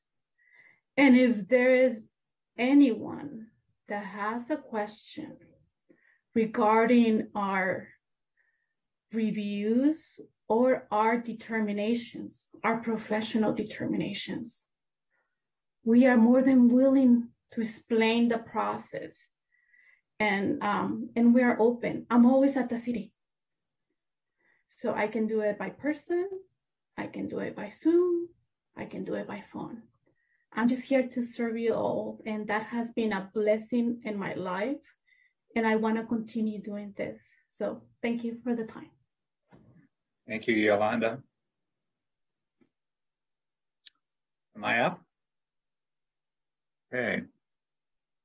I'm going to do a very short discussion of what I've been doing. I actually attended the meeting between Mr. Hertzberg and Ms. Horvath. And as a result of that, I had the opportunity to meet Lieutenant Dustin Carr, although he was wearing a sergeant name tag at the time. I think it was his first or second day in charge of us, as a result of the protesters who showed up at that meeting and thought that the best way to convince Malibu that they should do what they wanted was to use bullhorns and scream at us and not engage in an actual conversation. Dustin was a lot calmer than I was, and it was very helpful that he was as calm as he was, because I was more than unhappy. So the other thing I wanted to say was, if there's a Picasso that's doing unpermitted construction, I'd love to know where it is, and I'd love to find out how we can get somebody out there to check it out, because I think they're a menace and not useful, and the people who invest in those will discover that they are not an investment, they are a timeshare. At some point, they will be paying someone to take it off their hands. I have today participated in one of a series of meetings being held by Charles Lester about imagining the future of sea level rise and how the compliance is going to be done. He used to be the director of Coastal. He's now has a study group up at UCSB. And I'm not unique. Someone else I know met with him and his group in a group of about 10 or 15 people last week. Mine was today. Looking forward to going to the Coastal Commission all day Friday, and I look forward to seeing whatever can happen there. And hopefully, while we're there and they're telling us how we need STRs because we don't have enough hotel rooms, we'll have a chance to ask them why, since we passed Norm's Hotel, hasn't Coastal heard it yet? That's only been 8 months at this point. So that's enough for me, I would guess. So why don't we go on to the consent calendar? Have any items been pulled from the consent calendar, Kelsey? Yes, 3 items have been pulled by the public. They are 3B5, 3B6, and 3B7. So we're doing consecutive this time. Yes, How about members of the council? Is there anything you want to pull from the consent calendar? Or are you happy? I see Steve.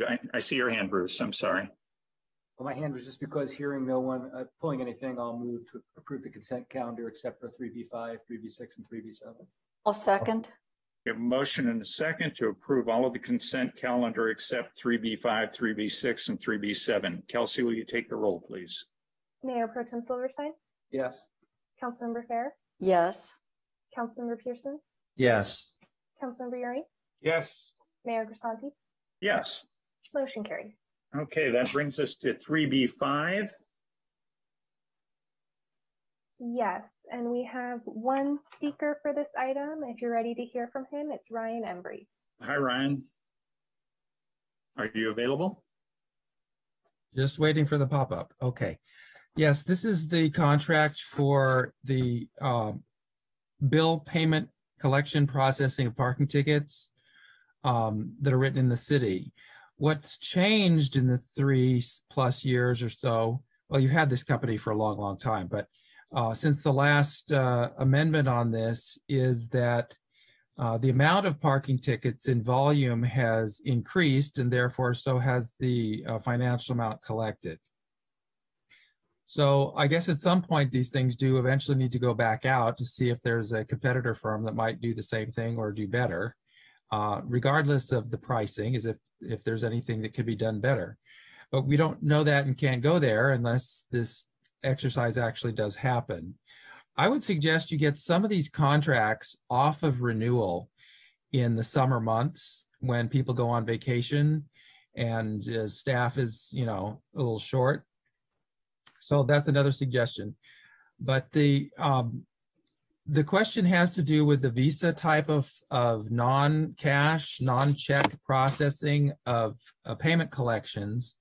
And if Turbo Data Systems receives some extra remuneration using their chosen system of how the monies are collected. So if that actually is in addition to the amount that the city pays because the Visa processing fees are deducted from the gross and the city only gets the net total. So that type of analysis would be appropriate for this type of long-term contract. And it looked like this contract did continue through 2023. So I wasn't sure if the only reason you're having it on the agenda tonight is really just authorization to purchase a couple $1,000s worth of their proprietary handheld electronic ticket processing machines. So if this is also an extension of the contract because we're purchasing machines, and maybe it's not necessary to extend the contract in this manner, but I wanted to hear more about that. And also as to if the city's treasurer is not in on reviewing these types of contracts, it should be, right up her alley. And I would suggest that you do that next time. Thank you. Thank you, Ryan. Any comments from the members of the council?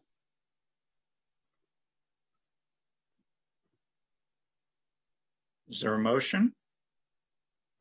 Steve? You're muted, Steve. I heard the reason this item is in front of us because I heard from the Planning Commission that these ticket writers, these automatic ticket writers, allow the sheriffs to be much more effective in writing these things. When they write the ticket, they've got a history of prior offenses by this person, so they can put the right amount. We've got this gradated ticket amount. They can put the right amount and makes this more effective, gets the ticket done quicker, gets the sheriff out of there quicker. So that's why I called Susan to join this and asked her if we could do this. And her and Renee Newman were helpful in getting that done for us. So I think it's a good thing to have happen. Thank you, Steve. Bruce? I was trying to raise my hand earlier and didn't get it done quick enough. As if I understand Ryan's comment, I think it's well taken. I think what he's saying, if I understand it correctly and having looked at the contract, is that this is not really an extension of the contract, paying more for the service so much as we're, in essence, buying some additional product, or leasing some additional product from the provider. And I think what he's raising as a process question is it appropriate to, when you have a relationship with an existing vendor, is it appropriate to just tack on to the contract the purchase of some items that are other than the service without doing that through like an RFP or something? Maybe if that wasn't the point of Ryan's comment, that's at least what I got from it, and that actually rang true to me. Rang as a good point to me. Trevor, is that permissible to, when you've got a vendor that provides a service, and then they sell some product or lease some product, you just go ahead and amend your contract and buy more or lease more products without checking other vendors? I believe it's proprietary for this, that they need to use the same equipment, so it would be something that would fall under the agreement there. I don't think that this is something that can be bid out to others, but if I'm wrong. Yeah, well, this particular reader may be proprietary to them, but I assume other companies have other readers that are proprietary to them as well. And honorable mayor, members of the city council, I might be able to help Trevor out a little bit on that. When you have a professional service agreement with equipment that's tied to it, it's perfectly normal to do an amendment, and you would take that to your elected body if that's within the threshold requirements of the contract, which is what we're doing. And to answer the question, this amendment is only for 3 additional readers. And so you see what the cost difference was from the previous contract. So it's about $8,000 additional dollars, and we're netting about 1.2 a year in parking citations. So it does make the group that are writing the tickets more efficient. And for the current agreement, we thought that was a worthwhile purchase. Okay, so as long as we're being told it's a permissible type of amendment, I'll move to approve it. So you made a motion to approve? I'll second it. Motion approved and second. Steve, do you want to comment? No, I was going to take we are already using these ticket readers from this company. So we've got a bunch of them that are already in place. This is just to add some additional ones in to make it easier for the sheriff to run the street. So it wasn't a whole new purchase idea. It was just sort of adding on to what we had. I don't know if that makes a difference, Bruce, but at least I thought it was the right thing to do. So, okay, I'm done, Paul. Sorry, I'll keep on. Thank you so much. Kelsey, will you be kind enough to take the roll? Mayor Pro Tem Silverstein? Yes. Councilmember Pearson? Yes. Councilmember Fair? Yes. Councilmember Euring? Yes. Mayor Grisanti? Yes. Motion That brings us to 3B6. School Safety Ad Hoc Committee. Yes, and you've had one speaker for this item. It's Mark Coopwood, and we can hear from him now. Mark, are you available? Mark, you should see a pop-up asking you to unmute on your screen. Yeah, I'm here. Thanks, Kelsey. Can you hear me? We can hear you. All right. Good evening, Mayor and City Council. My name is Mark Coopwood. I'm a previous resident of Malibu and the former Assistant Chief of Police in Beverly Hills. During my tenure in Beverly Hills from 2017 to 2021, we successfully implemented a comprehensive school safety plan that included a public-private partnership with a security specialist company. This partnership still exists in Beverly Hills today and is expanded into our business district as well. There are many key components that make up a comprehensive school safety plan. A public-private partnership with the right security specialist company is the most important one for you to consider. I want to share from my experience the do's, the don'ts, and the must-haves if you're going to consider this viable option to increasing school safety. The security specialist company. Security is a broad subject. Security specialists are a niche specialty area within the security industry, equivalent to a brain surgeon in the medical field. Not everyone with a physician title can do the same tasks of a brain surgeon because it's a specialty. Just like not every security company can safely do the tasks of an armed security specialist agent in your community. What you should require. The vendor must have at least 10 years of experience. They should have recent experience working with a law enforcement agency for at least 2 years. The security specialist must have experience deploying armed security specialists in schools for at least 3 consecutive years. The security specialist company should provide you with at least $10 million in liability insurance. A public-private partnership with an armed security specialist company is an augmentation and support system to local law enforcement. They do not replace them. In closing, here are some facts that you should consider as you navigate through this important topic. Unfortunately, most law enforcement agencies are working at 70% capacity or less. This partnership requires regular and reoccurring collaboration and information sharing between the local law enforcement agency and the security specialist company. Please make sure you hire a well-qualified security specialist company that specializes in school safety and that has the right policies, procedures, and training curriculums in place. We had luck in Beverly Hills with a smaller boutique security specialist company. This will not be your cheapest option. However, they will be your best option, and that is what every school safety plan deserves. Thank you for your time. Thank you for taking the time to talk to us, Mark. Okay, Bruce? Yeah, I just want to comment that, as I'm on this subcommittee with Paul, it's very easy to fail to see the distinction, although I don't think it's that subtle, but between safety and security. And we have 2 tasks. One is to retain, if possible, a qualified safety consultant, school safety consultant. The other is, if it's appropriate, pursuant to the safety consultant's recommendation or otherwise determination, to look at security. Safety is much broader than security. Security is an aspect of safety. But safety also includes education. Safety includes psychological monitoring and subject matters. So it's not just law enforcement, which is pretty much what security is. And it seems like it's very easy for people to drift into discussions of security when the question of safety arises. And the first step is to find out what's necessary for safety. The second step is to implement that, which again may include, among other things, security.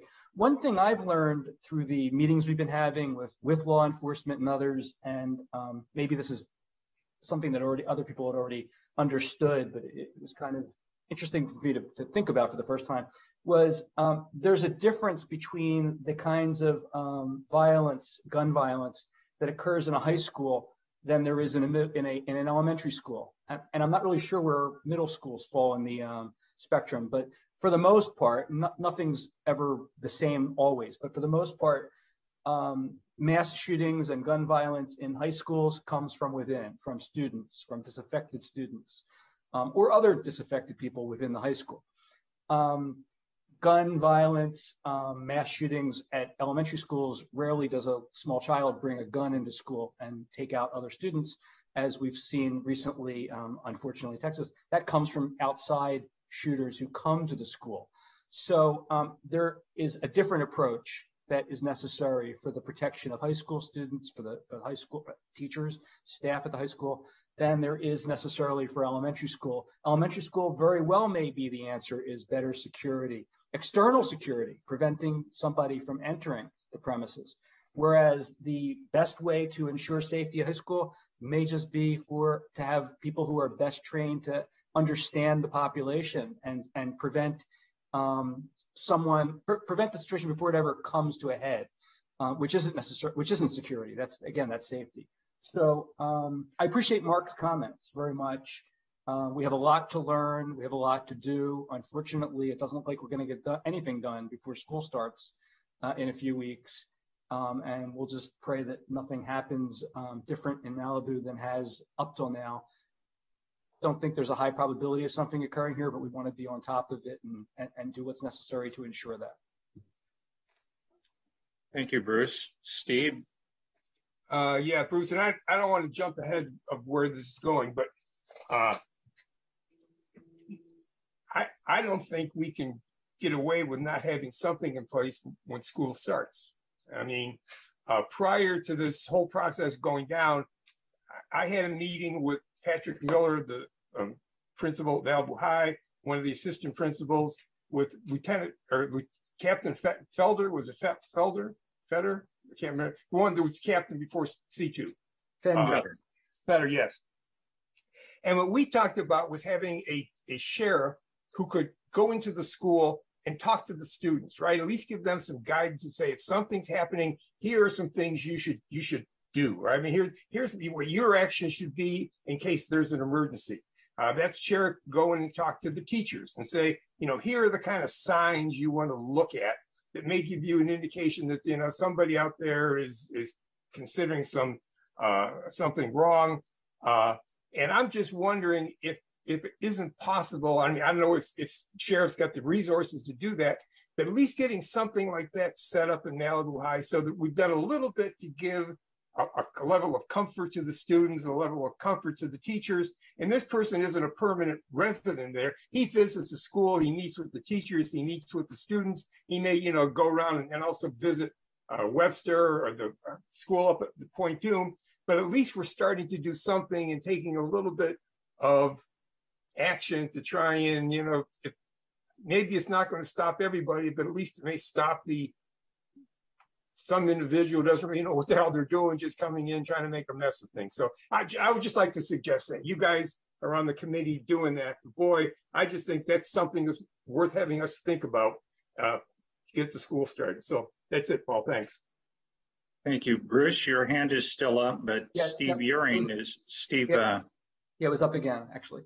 So, Steve, we don't talk about this outside this meeting because we have a Brown Act issue and Paul and I are conferring. So you raise a great issue. It's one of the first things I raised when I was told that we wouldn't have any major change in safety or security before school opens. I asked, can we at least get counseling, education? Can we have some kind of a program where the students are told what to be on the lookout for, given education about these issues? And we got pushback from the school district on whether that could be done. So I concur. I think Paul did as well. But that's not in our hands because, as you know, we're not in charge of the school district. So I think it would be great if a lot of parents were to let the school district know that that's something they would like as well. You jogged my memory also that I believe that Captain C2 told us there would be a deputy from the sheriff's department that is assigned specifically to school safety for the entire area that the sheriff oversees for us. So Steve might have more detail on that. I've forgotten what the details are, or Paul might. I'm going to recognize City Manager McCleary. Thank you, Mr. Mayor. And yes, I did want to speak to the school liaison sergeant that was arranged and secured by Captain C2. His name is Sergeant Velick, and he will be overseeing the J team. And he's going to be working on some new ideas and strategies for the J team. He is very excited about this new role, and I know he has been assigned to reach out to both of the school districts to meet and greet them and make that connection. So obviously that is the start of something there, but I think that's a positive development. So Sergeant Velick, he does have some experience in this, and his wife is a high-ranking educator as well in the Hart School District. So he's very familiar with the complexity of school security issues. So I'm happy to report that Captain C2 has secured his services and directed those resources in that way. Cool. Very cool. Mr. Uring, your hand is raised. Yeah, Steve, that's excellent news. Thank you very much. And I just want to, Bruce, when you said the school district wouldn't let them do that, who is that? Santa Monica said you can't do something like that? Who came up with that dumb idea? I apologize. Representatives of the school district who were at our task force or subcommittee meeting. But we can move forward with this deputy that Steve McClary just, okay. Yes. That's all I want to know. Thank you. So Paul, this just says recommended action, receive and file update. I'll move that we receive and file the update. I'll second it, Bruce. Any comment? Can we take the roll, Kelsey? Mayor Pro Tem Silverstein, Yes. Mayor Grisanti, Yes. Councilmember Fair, Yes. Councilmember Pearson, Yes. Councilmember Euring, Yes. motion carries. Okay, that brings us to item 3B7, the last consent item. Who has pulled this, please? Yes, you have 3 speakers for this item. They are Sean Benhanan, Rick Curiel, and Ryan. I'm checking right now, and I believe we'll hear from Sean first.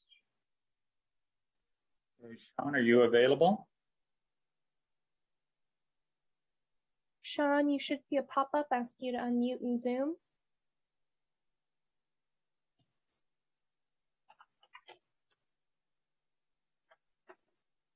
Sean may not be able to respond at the moment. I don't see Rick in the meeting, so we'll hear from Ryan and see if we can circle back. Very good. Ryan, are you available? Yes, I'm here. This is the, well, it's a renewal of a contract that wasn't very competitive from the day that it was accepted 3 years ago. So what you did not have or before you was the actual contract, which this proposed action is to increase and extend. And so we went back 3 years and I pulled the agenda report up and found out that there were 4 bidders that were cheaper than the contract that was awarded in 2019.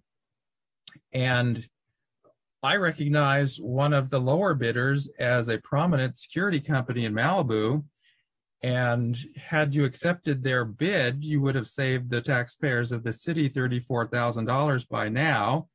And if you actually extend this contract and give a bonus to the current contractor of another 6.7% on top of their $11,500 higher price than the other bidder, that seems a little backwards. So I suggest that you don't take this action, that you tell the contractor you'll let it ride month to month, but that there would not be an increase when it looked like there were 4 other firms that were going to be cheaper, or 5.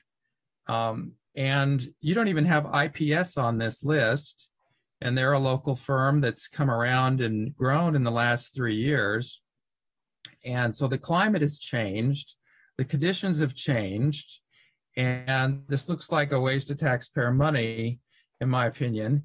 So I would like you to rethink this, let the city manager have another crack at this, and find out why we need to pay a higher price for what appears 5 companies will do for a lower price, or at least did back then. And we have no clue now because you didn't send this out for an RFP. I don't think that is a fair competitive bidding practice. These constant extensions, this is just another one, and I brought one up to you a few months ago, that we just keep renewing and extending and ingratiating. And in the report from 3 years ago, the words were that the staff chose the bidder, but there was no matrix that explained the credentials or the variance or the qualifications or what were the disqualifying factors, if that's even a thing. So I think that you should take no action on this tonight. You could continue the item, but I think the contract could be negotiated to continue, and it might even do so if they don't provide notice. But thank you very much. Thank you, Ryan. And Mayor, I still don't see Rick Curiel in the meeting. We'll try circling back to Sean Benminham and see if he is able to unmute. Okay. Sean, you should see a pop-up ask you to unmute.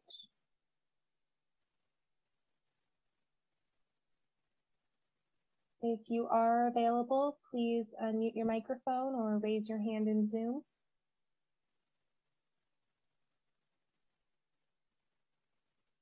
Mayor, I'm not seeing any indication that Sean is available, so that concludes public comment.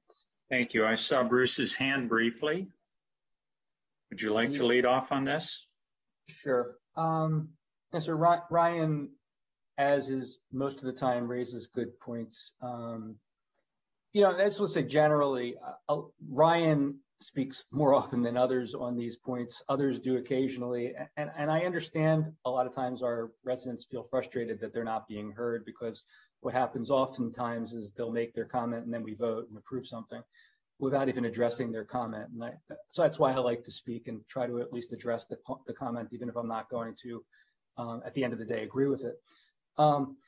This is another, I think, again, Ryan raises good points. I think they're well taken and we're thinking about as we go forward.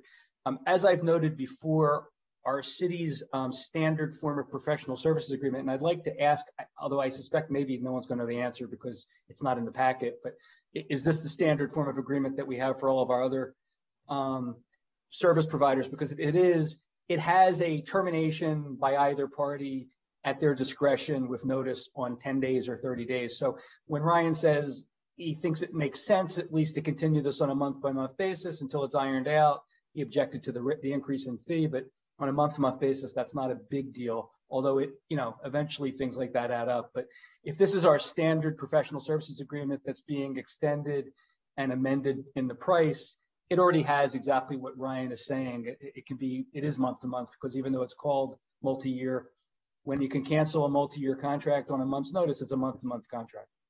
So Ryan, appreciate the comments. And I think we actually are doing, if we approve this, what you're suggesting, except for the interim period that it stays in place or longer, we're going to be agreeing to a slight increase in the price. So I'll move to approve this unless there's other comments. I'll second it. We have a motion and a second to approve the contract. Kelsey, will you take the roll, please? Mayor Pro Tem Silverstein, Yes. Councilmember Pearson, Yes. Councilmember Fair, Yes. Councilmember Euring, Yes. Mayor Grisanti. Yes. Motion carried. Okay, that brings us to item 4A. It is currently 8:16. So let's get started on this and see how we do. Alrighty, good evening, Mayor, members of the City Council. I'm Tyler Eaton, Associate Planner for the City. The next item is for a proposed amendment to Chapter 17.41 of the Malibu Municipal Code, otherwise known as the Dark Sky Ordinance.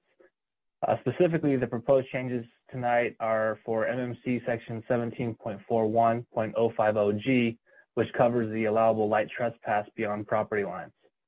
Next slide, please. So just a quick timeline of events. On February 28th, 2022, the City Council directed staff to prepare this amendment. The original direction was to propose an amendment of the trespass section regarding all commercial properties. On May 16, 2022, the Planning Commission considered staff's originally proposed changes and proposed a recommendation to the City Council. Next slide, please. The Planning Commission's proposed changes are summarized on the slide. They recommended that the trespass be the trespass line be at the edge of the paved road. They also suggested that the new trespass limit should be afforded to only the service stations as opposed to all commercial properties. And they recommended that the city's consultant should host a field trip with council members, commissioners, and any interested member of the public to demonstrate the trespass issue in real life. Next slide, please. So our lighting consultant, James Benya, reviewed the Planning Commission's proposed changes and was concerned that the trespass limit being at the edge of the paved road still could be an issue. It may not be far enough for the service stations to meet the requirement. The goal of this amendment is to get all of the service station properties into compliance without requiring deviations from the code. If we do not allow a standard that all service stations can meet, some may still require deviations even after this amendment. So the consultant ran computer models trying different trespass limits and determined that at 25 feet from the property line abutting the right-of-way, all service stations in the city will be able to comply. So therefore, staff's recommendation is that the amendment allow the trespass to be 25 feet from the property line instead of the edge of the paved road. Staff also recommends that the trespass only be allowed at service stations, which is consistent with the Planning Commission recommendation. And the consultant also suggested we should add a measurement section so that the trespass measurements are done consistently and with the correct tools. Next slide, please. This slide shows the actual proposed language by staff. I'm just going to summarize. The current text is in black and the new text is shown in red. Language is proposed to be added to subsections 1 and 2, requiring that the trespass requirements be met at any plane and at any height. Subsection 2 also has proposed language which separates the public right-of-way from all other parcels that are considered non-residential. Subsections 3, 4, and 5 are proposed to be added to Section G. Subsection 3 covers the proposed 25-foot trespass limit from the service stations onto the public right-of-way. Subsection 4 ensures that all other properties are still required to meet the original 0.25-foot candle trespass limit at the property line. And subsection 5 discusses the measurements and how they're supposed to be conducted, as we mentioned. Next slide, please. This slide here shows a visual demonstration of what was discussed. This is a service station in the city, the mobile station located next to the Dukes at 21216 PCH. The red line indicates the property line, and you can see that the roof of the gas station canopy is right at the property line, which makes it challenging for this property to meet the trespass as it's written today. The green line shows the edge of the paved road, which was the Planning Commission recommendation, and the yellow line shows the staff/consultant's recommendation, which is 25 feet from the property line.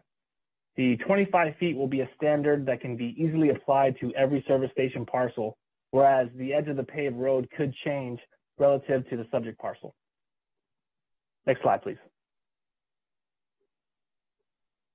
So I just wanted to provide an example of the effectiveness of this dark sky ordinance as a whole. We've received a lot of concern about deviations and proposed amendments to the ordinance. The photo at the top here shows a service station in Pasadena that was sent to staff, said to be an example of a dark sky friendly site. And the photo below is of a Malibu service station, the Chevron on the corner of PCH and Webb Way next to City Hall. The Chevron has installed their dark sky compliant lighting. And as shown here, the Chevron has much warmer light compared to the brighter whitish light of the Pasadena station. You can see that the aesthetic lighting around the canopy is not allowed in Malibu's ordinance, only lighting for the signage. And in terms of the trespass, the Malibu photo shows much less trespass onto the sidewalk, as opposed to the Pasadena station that emits light well beyond into the roadway. However, we do believe that the Malibu photo shows that it does not meet the current 0.25-foot candle limit at the property line. You can see some light going into the sidewalk there. So, in short, we just wanted to share this with the public so that it's understood that we have a really effective ordinance in our city, and one that our consultant considers among the strictest he's ever seen.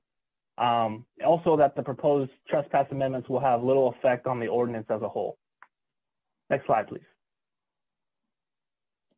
So with that, staff recommends adoption of Ordinance 502, and staff and the city's consultant are available for any questions. Thank you, Tyler.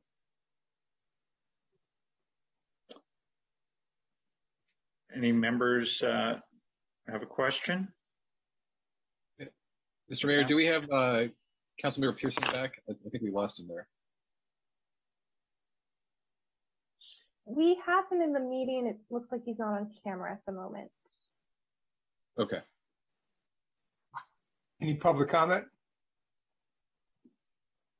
Yes, you have 3 speakers for this item. They are Bill Sampson, Cami Winikoff, and Ryan. We can hear from Bill Sampson first. Hi, Bill. Are you available? Yes, thanks. As a graduate of a Chevron station, I would like to, a former petroleum transfer engineer at Gary Chevron, I would like to congratulate our own Chevron station there, and I am not a customer. I have nothing to do with them. I take my car to Greg over at Trancas when it needs work. I don't buy gas there. But that's pretty good compared to the one over in Pasadena. I do question the 25 feet.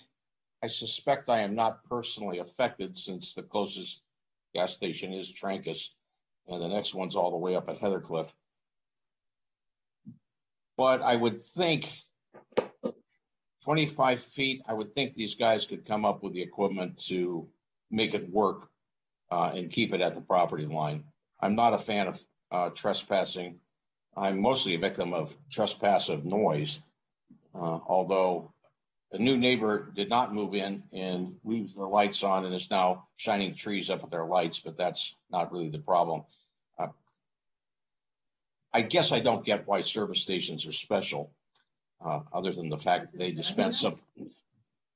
Oh, Mr. Sampson wants to know if I'm done yet. Maybe I'm sorry, folks.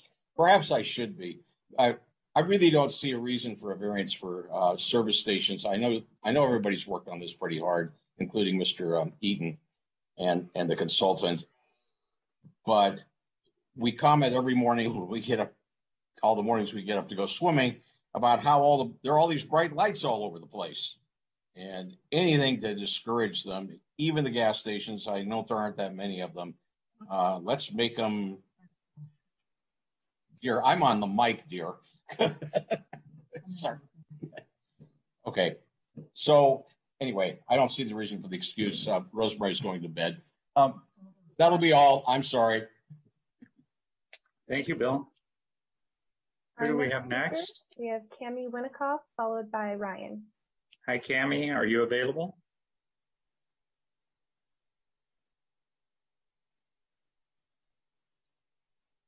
Cami, you should see a pop-up ask you to unmute.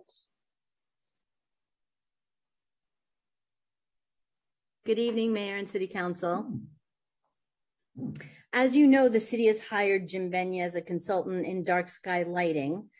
Mr. Benya's resume, which you are all familiar with, is incredibly impressive. He has been a valuable asset and an incredible friend to the Malibu community, working on several projects around Malibu, Trancas and the Malibu High School included. Although I deeply respect the Planning Commissioner's input and Bill Sampson, who spoke earlier, Mr. Benya has a professional technical expertise that cannot be matched by either of them. It would be irresponsible for the city to choose technical lighting specifications of planning commissioners in lieu of a registered professional engineer in California and the co-chair of the committee that developed the International Dark Skies Model Lighting Ordinance. This is a language that he speaks. What Malibu has set out to achieve is at the leading edge of dark sky lighting. Jim Benya's recommendation keeps us at LZ1 with a slight adjustment rather than taking us to LZ2, as some of the pictures we've seen previously in the report from the Planning Commission and what they might suggest. These gas stations will be at the forefront of what can be done and will be an inspiration to many, many other communities. Let's make it feasible for them to achieve. Mr. Benya is passionate about dark skies and has worked closely with our city to move forward our agenda to become a dark sky city. I therefore respectfully ask that you approve staff's recommendation, which has correctly embodied Jim Benya's recommendations. Otherwise, it will certainly be infeasible for the gas stations to comply, and the city will be dealing with many variance requests one by one, which will take many more years and will potentially have more lighting variance than what's now being recommended. Besides not attaining the best lighting results, the workload on the city will be pointless. Please trust your hired professional, approve this, and let's get it done. Thank you for your time. Thank you for your passionate endorsement, Cami. Our next speaker is Ryan. Hi, Ryan. Are you available? Yes, I wanted to thank everyone for weighing in on this. If it's possible to put up the two photos that were included in the presentation, I wanted to speak to the one on the top. And in the meantime, I wanted to say that I attended the city's Zoom meeting where these standards for commercial were explained, and I did comment there. And I wanted to say that the component that is included in this code requires an analysis on comparative electrical consumption. And those electrical usage standards come under a different title of state code. And I really don't think it's necessary that those be put into the city code, because what if the state changes it? And they got to meet with the state code anyway. And it's like, why would we want another LCP type situation in the Malibu code situation? Let's just let the state do their code, and the gas station and folks will all need to comply with the state code regardless. I don't think you need to replace the state code with ink in the city's ordinance section. I understand that it's a requirement, but one of the reasons for the purpose is, let's say you have a parking lot that's rectangular and there's 9 existing pole lights to cover the parking lot. The old standards were that you could put up, fewer really bright lights. And to avoid the trespass issue, the poles might need to be lowered. And to get the coverage, you might need to put in twice as many poles that are only half as bright. And in so doing, you may or may not achieve a whole lot of electrical savings, because you're duplicating a lot of, other sacrificial losses and ballasts and other electrical things involved. So it's great that there would be electrical savings involved, but I think that you're asking, making it more complicated by including it in the code. And I understand they may have to comply with it and submit a sheet in response to that. And that'll be part of a packet for submission. But I don't think it should be in the dark skies ordinance. I think it's superfluous, unnecessary, and this should be a simple ordinance. We're probably going to get flack for it being complicated anyway. But that's my comment, and I'm sure the consultant probably does not agree because he put it in there. But thank you. Thank you, Ryan. And Mayor, that concludes public comment for this item. Okay, now we are open for council comments and disclosures. Oh, I'm sorry. Council comments and disclosures. I did it right. Mikey, you're up, followed by Karen, followed by Steve Uring. Disclosures. Wow. Like a number of people here. This is actually a legislative item. We don't need disclosures. Okay, I was wondering. But either way, too late. Now I'm off on disclosing. Been involved in dark skies legislation for a long time, and all my time at the city, it seems like, pretty much. And if there's, and I've said it before, so I won't belabor the point, but obviously we're trying to be on the cutting edge, and we are very blessed. I agree with what Cammie said, to have, what I know to be America's foremost, maybe the world's foremost, for all I know, expert on dark skies technology, dark skies legislation. And maybe some things don't come across and seem like they're exactly what we want. But I have all the faith in the world in Jim Benya. I agree with Cammie, who's been more involved in this than anyone I can think of. And I would make a motion. I know we're still having discussion, but I'm going to make a motion for the staff recommendation. I'll second that. We have a motion and a second. And those are my comments. Thank you. We have a motion and a second. We're open for discussion now. Steve, your hand is. Sorry, Paul. I thought I was next in comments. On my screen, Steve Uring is in front of you. Okay. Give it to Karen. She had her hand up first. Oh, okay.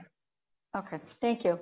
Well, this has been a long time in coming, and a huge amount of effort has gone into this. And I really appreciate Cammie's comments tonight. And like Mikey said, she was on the forefront of this with the city. I want to remind everybody, Jim Benya, and I don't doubt his credentials whatsoever. I don't think anyone here does. He talked about the light pollution traveling 150 miles. So our major issue here is the light coming from Los Angeles County. That's a county of 10 million people, more people than 41 of the 50 states. Obviously, we can't control that. And I think this is the closest we're going to come. And a lot of time has been spent on this, and I'd like to see it move ahead tonight. Those are my comments. Thank you, Karen. Mr. Uring. Yeah, I would like to sort of second everything Cammie Winnicott said. Jim Benya has been doing this for a very, very long time. The last conversation we had was he doesn't think that the light trespass that he is recommending will even be noticed by most people. And I take his word for that. He's been, he's forgotten more about this than all of us together know. And the second thing that I think is important is, this lighting stuff is a different language. And it's not something that all of us understand. And having the ability to keep going back to the Planning Commission to look requested for variances and trying to get explanations there is just going to suck up an enormous amount of time, which I don't think we want to have happen. I mean, the planning staff is already saying they're flat out. So with this modification that Jim has suggested, the gas stations can move forward. They've already got whatever variance they need as a result of this thing. So they shouldn't have to go back to the Planning Commission, or the Planning Commission can just say, look, here are the rules, guys, go follow it. I think it'll save us time at the city, save us personnel time, and give us a result that we're all going to be very happy with. So with that, Paul, back to you. Thank you, Steve. Bruce, you're up. Thank you. One technical point, Ryan did ask for a photo to be put up and it never did come up. I don't know if he needs someone on the dais to say, please put the photo up, or if it should have come up, but it never did. So we lost that opportunity. I have 3 central points to make. One, I'm very pleased that the Planning Commission and the staff came back with a recommendation of doing this change only for service stations, because I know we were headed towards all commercial properties at one point, and I thought that's what we were actually, over my objection, going to approve, but that seems to be taken off the table, so I'm very pleased about that. The 10-foot versus 25-foot issue, Planning Commission's recommending 10 feet, so I think that takes away the concern Steve just said about people coming back and disturbing them, because they obviously don't see the concern. They're the ones recommending the shorter distance. They are recommending the 10-foot exemption, which is more than what we currently have. So I would like us to see us go with 10 feet. Oh, I have a question that's going to affect what the other things to say.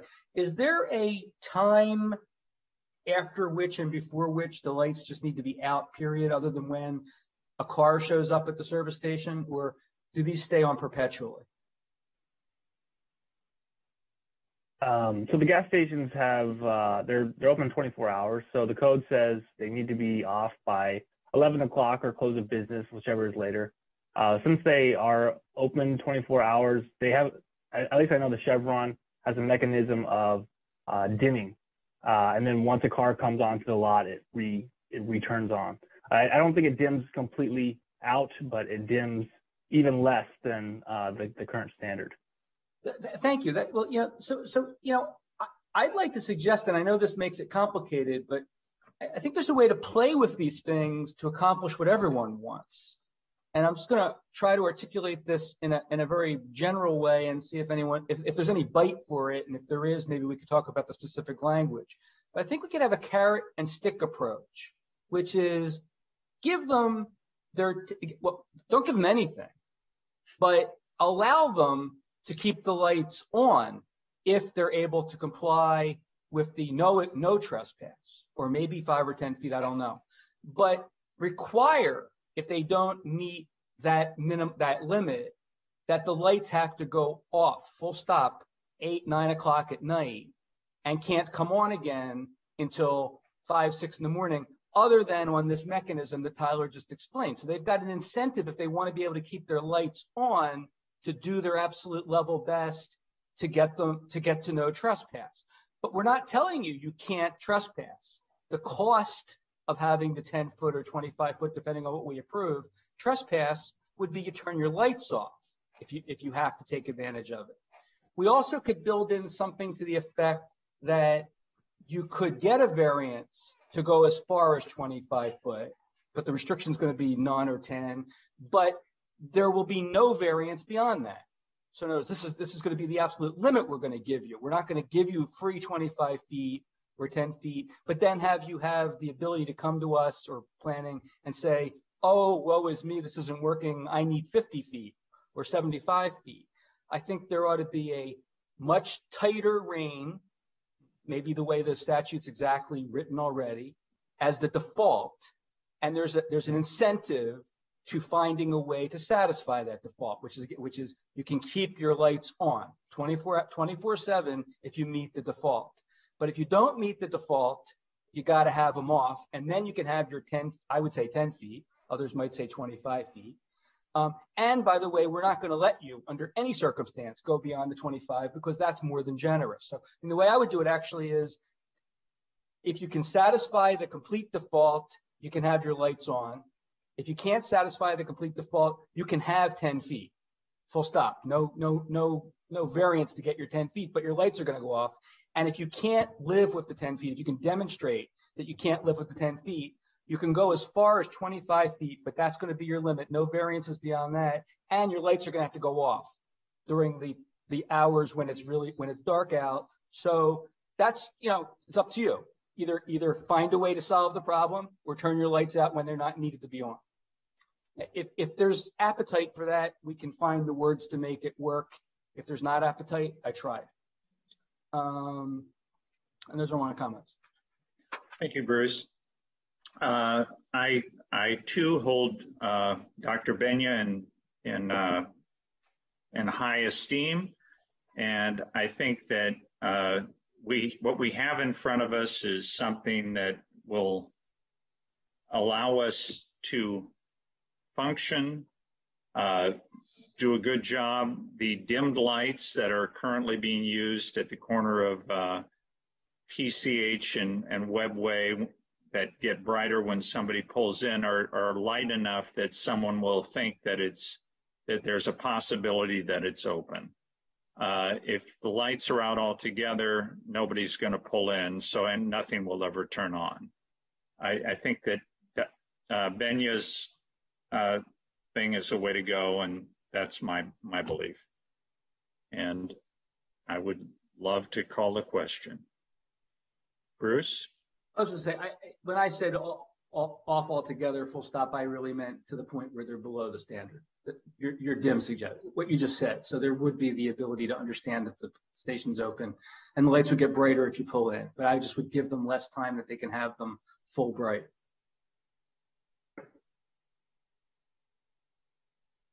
I think my personal belief is a simpler ordinance is better.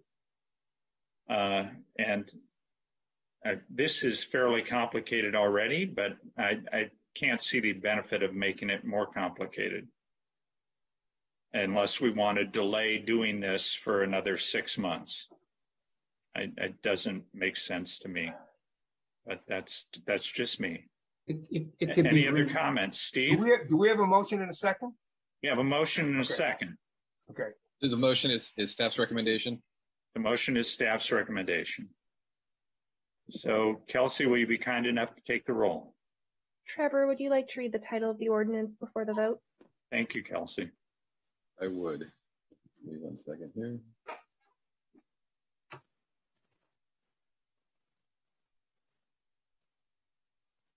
This would be the introduction of ordinance number 502, an ordinance of the City of Malibu determining the amendments are exempt from the California Environmental Quality Act and approving zone text amendment number 22-001, amending a Malibu Municipal Code section 17.41.050G of chapter 17.41, Malibu Dark Sky Ordinance, regarding allowable light trespass from service station properties onto the public right of way. And Mayor, if you're ready for the vote now. I am ready for the vote now. Councilmember Pearson? Yes. Councilmember Fair? Yes. Councilmember Euring? Yes. Mayor Pro Tem Silverstein? No. Mayor Grisanti? Yes. Motion carries. Okay, that takes us to item 5B. It's currently about 8:45. Does anyone want a break, a short break? How many speakers Yes, do we have? please. Okay, never mind. That's an excellent question. How many speakers do we have, Kelsey? You have 4 speakers from the public and a presentation from the school district. Okay. Yeah, let's take a break. Okay. 10 minutes okay with everybody? That Yep. means we'll be back here at 8:54, 8:55. Thank you.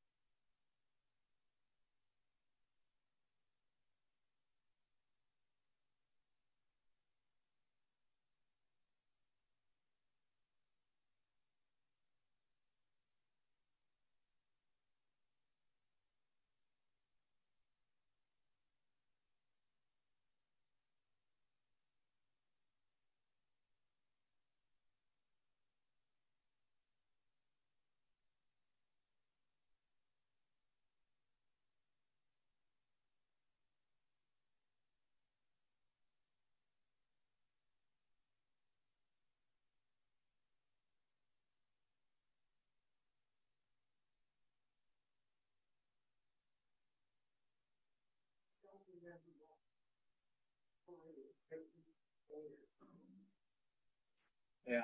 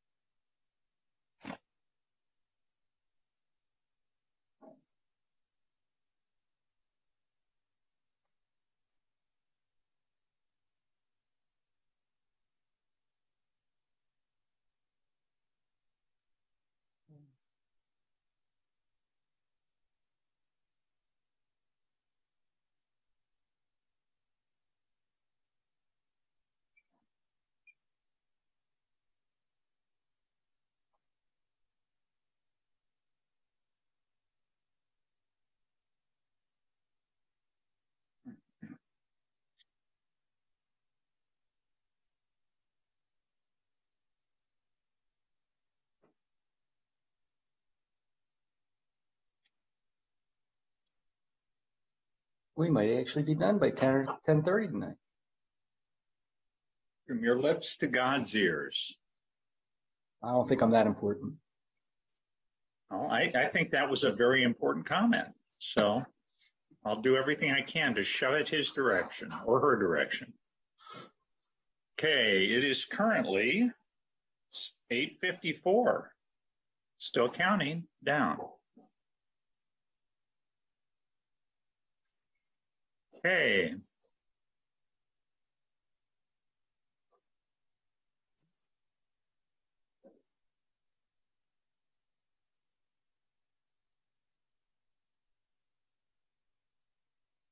We're all back. But I still have some part of a minute to go.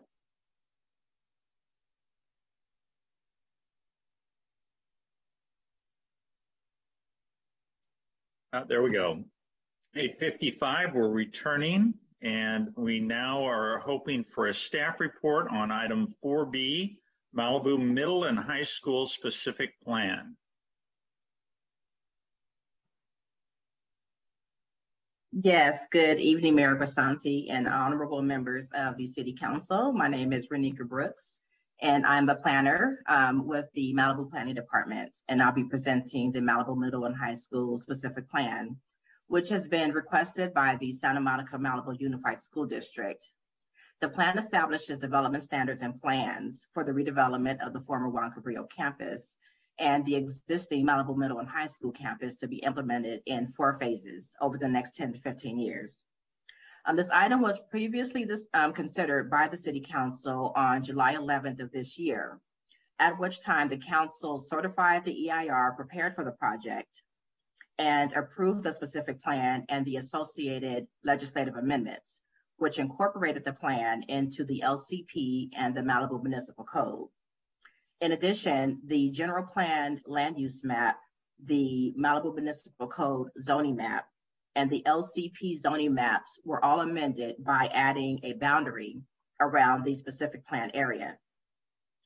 For the benefit of the California Coastal Commission, during the July 11th meeting, staff read into the record modifications recommended by the Coastal Commission, which included the inclusion of ESHA restoration maps, the proposed site plan for the plan's build out, and amended language to clarify the ESHA development standards.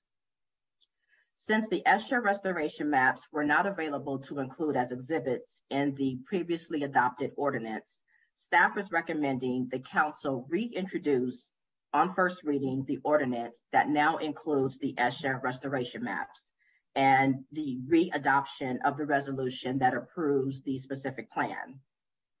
These updates also correct a couple of typographical errors, which will be discussed in an upcoming slide. Next slide, please. Thank you. To refresh your memory, the project area is located on 3 of 9 district-owned lots in the Malibu Park neighborhood, approximately one quarter of a mile northeast of Zuma Beach. The site is approximately 50 acres in size, and along the western boundary of the planned area is a mapped blue line stream that warrants protection as environmentally sensitive habitat area known as ESHA. Next slide, please. Depicted here is the existing campus layout, which includes the blue line stream along the western property line. As mentioned earlier, the stream warrants protection as ESHA, which requires all development, including fuel modification, to provide a 100-foot buffer. The 100-foot buffer is shown in red, where the 50-foot buffer is shown in yellow.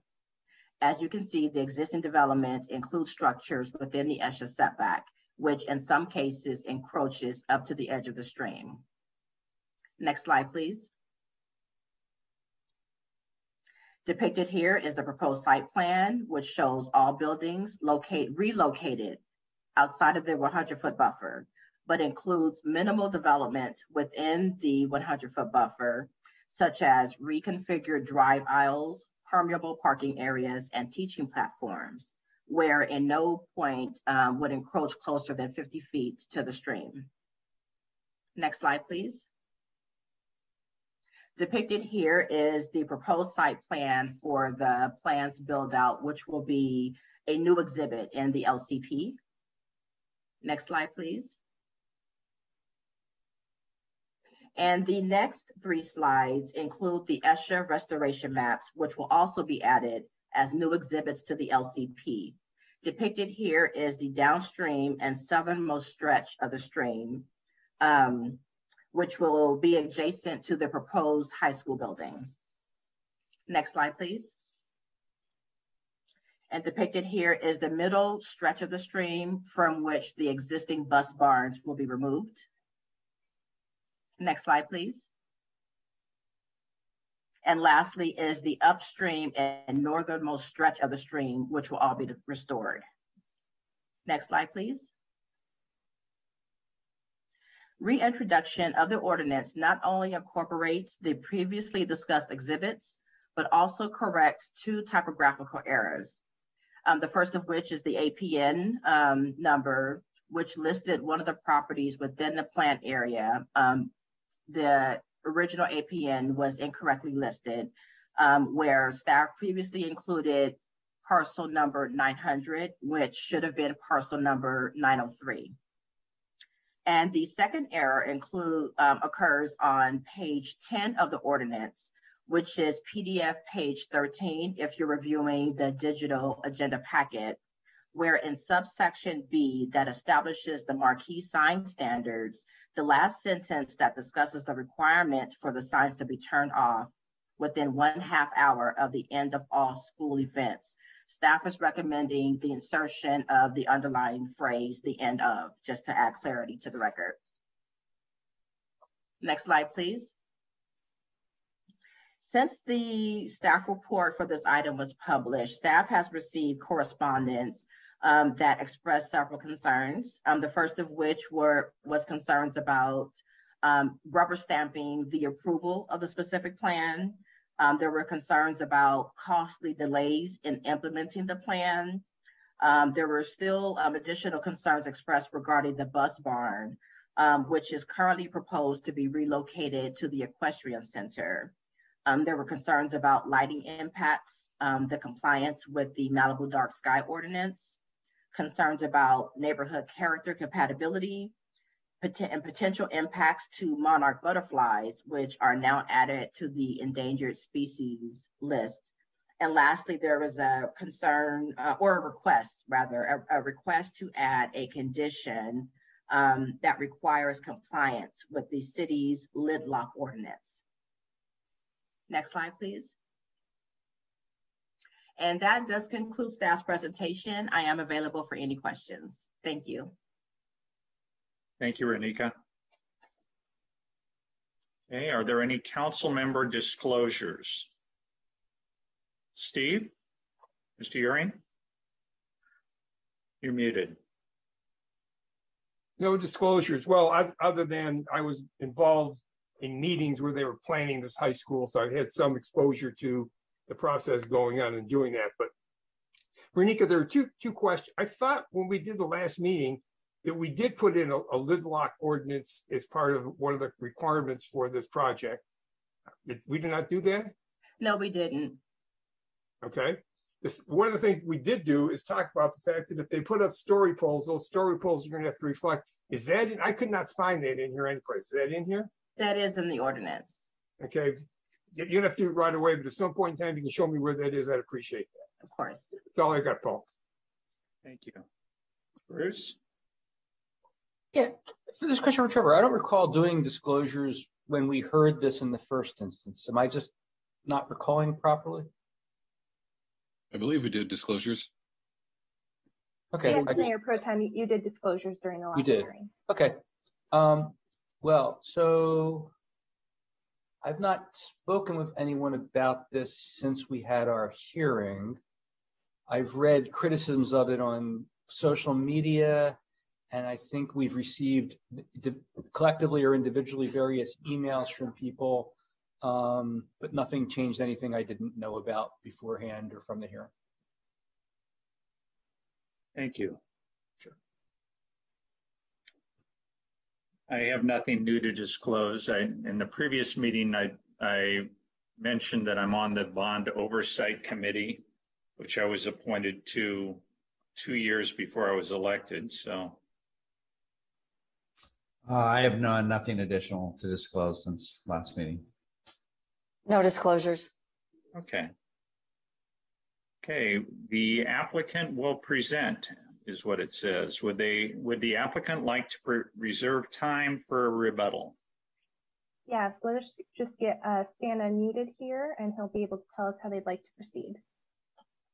Yeah, so we're not going to have a presentation this evening because we view these changes that are proposed as really not substantial or not significant. So, and are just typographical and clarity issues that are being resolved. So we'd like to reserve our time for rebuttal.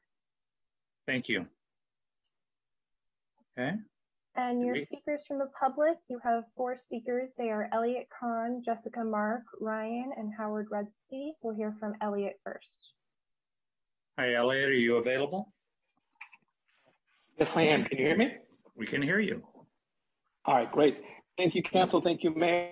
My name is Elliot Kahn. I'm the resident at 30145 Morning View, adjacent to the high school. My family also owns a property next door at 6343 Merritt Drive, which is adjacent to the Equestrian Center. We're very much in support of the expansion of the high school and the growth of the community.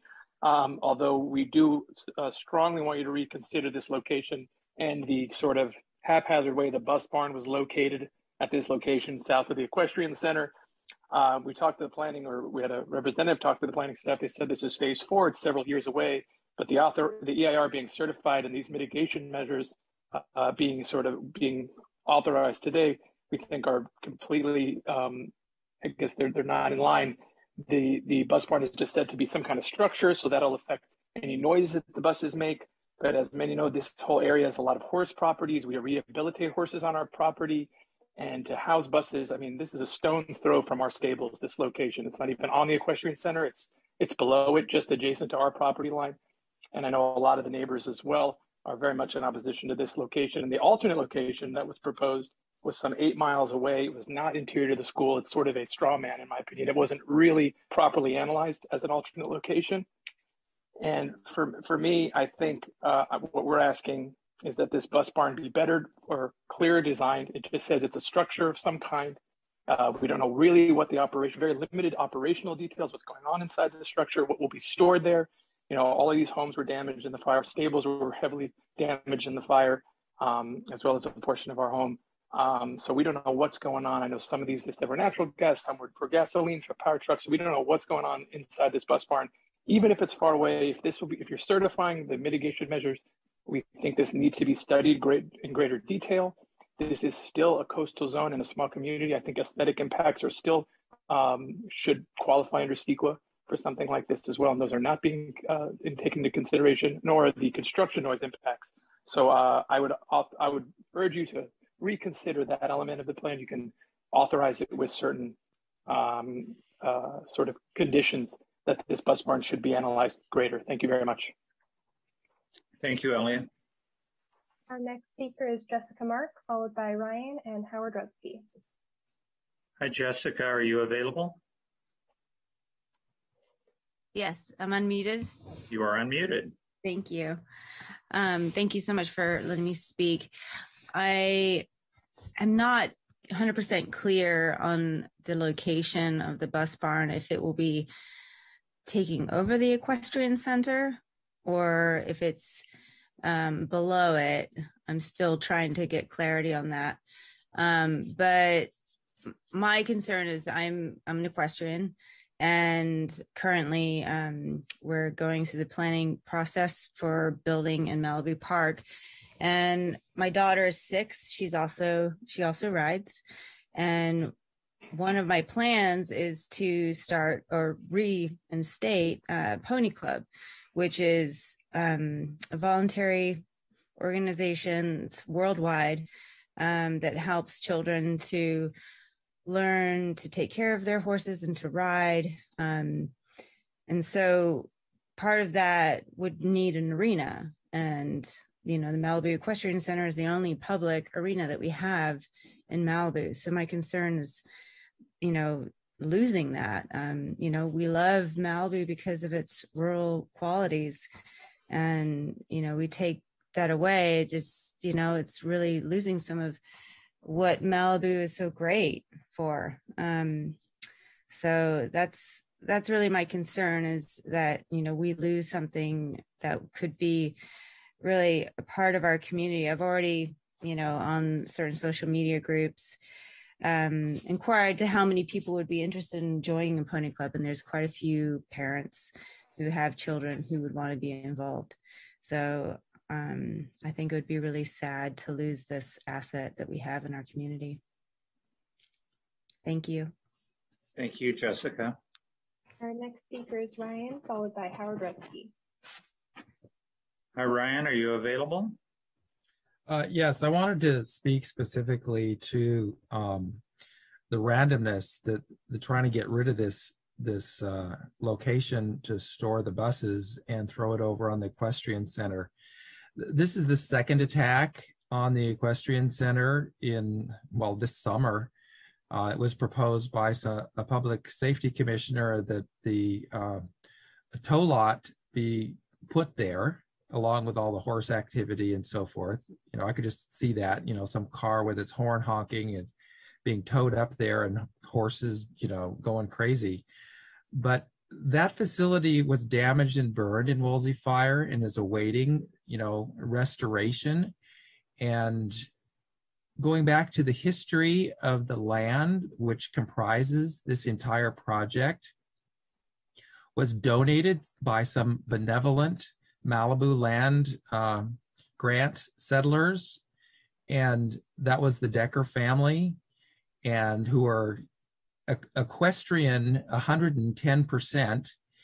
And this would really be a slap in the face to Millie Decker and Bonnie Decker and the entire Decker clan to obliterate it and convert its use to some, you know, storage facility for vehicles. It's inappropriate for a dozen reasons, and I've articulated those in my correspondence to you. But the worst would be is that it's a conversion of an equestrian use adjacent to trails, adjacent to houses, for a use that could go anywhere. And in fact, it should not be on this plan. And I applaud the council for getting this back on the agenda to hear this and do this right, and remove the equestrian center location as an option for any bus barn, bus garage, or bus parking or storage facility. That is an inappropriate use. And there's all those other acreage that could act as a placeholder so that you could move this approval right along. And it could be north of building E, which would be fine. So I would suggest that you condition that no bus depot, parking, fueling, storage, charging facility of any type be allowed at the site, which is currently called the Equestrian Center site. And leave it to the brains of the architectural firm and the school district to figure a different place on the campus rather than dictate to them where it would go. Just tell them the one place that it should not go. So thank you. Thank you, Ryan. Our next speaker is Howard Redsky. Hi, Howard, are you available? I am. Good evening. Good evening. So I've gotten questions from a number of people, and I'm not quite sure if the Equestrian Center is being taken over or not. So I would ask that somebody explains it to all of us tonight, so we know what's going on, because the high school is desperately needed, and I'd hate to see that plan not happen, but the Equestrian Center, I think, should remain. Thank you. Thank you, Howard. Are there any other speakers? That was our final speaker from the public, so we can circle back to the school district. Perhaps the applicant would like to elaborate on the bus barn. Sure. First of all, the bus barn does not take over the Equestrian Center. It's south of it and a bit of ways from it. The barn is basically going to house the same number of buses that exist in the existing bus barn. It's just moving the same operations over. And any bus testing that will be done, and all of this has been articulated in the EIR, that it will be insulated and that the testing will be done inside to prevent noises from escaping and bothering people. And so there's not going to be any impact to the equestrian operations other than the building may be visible off at a distance, but it's not taking it over and it's not up front. And so exactly what's there now is essentially what's going to be there. It's going to be a new building. We're not going to tear down the old building and move the old building, but a new building will be built over there of similar size and will be that type of operation. And how far in the future is this? That's phase 4, and that could be 10 years away from now. And that will require how many more bond measures to get to that point? It's a good question. I don't have the answer for you at this point, but it may be more than one. We'd like to be able to get it in the first one, but it may take 2. And then you've got to remember, one of the main reasons why we're wanting to move the bus barn is to get it out of the ESHA. It's in the ESHA now. So by moving this over and away from the ESHA, we're protecting the coastal resources by doing so. Okay.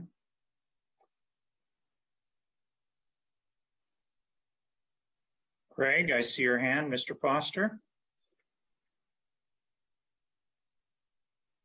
Can somebody unmute Craig? Thanks, Mr. Mayor.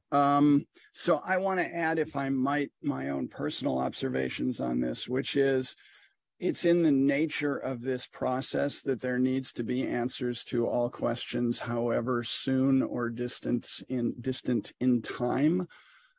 There's no bond for this. There's no money for this. The first speaker talked about there's no precise plan for the building. That's because there's no precise plan for any of this. This is a vision of how this will unfold over time. And in the end, to the extent money is raised and to the extent that the district would go forward with putting a bus barn in, which may or may not ever occur. The bond may or may not ever occur. The need for a bus barn may or may not occur. Alternatives in the next literal decade by 2032, when this may or may not happen, could be dramatically different than what the sort of default condition is today. And to some extent, the the placement of this bus barn is sort of the most obvious thing to do, but it is certainly not the thing to do or it may not be the thing to do as we further consider this and work through the public conversations, if there is in fact a need for a bus barn. So this conversation to me is really troubling because I don't want to see people upset by this.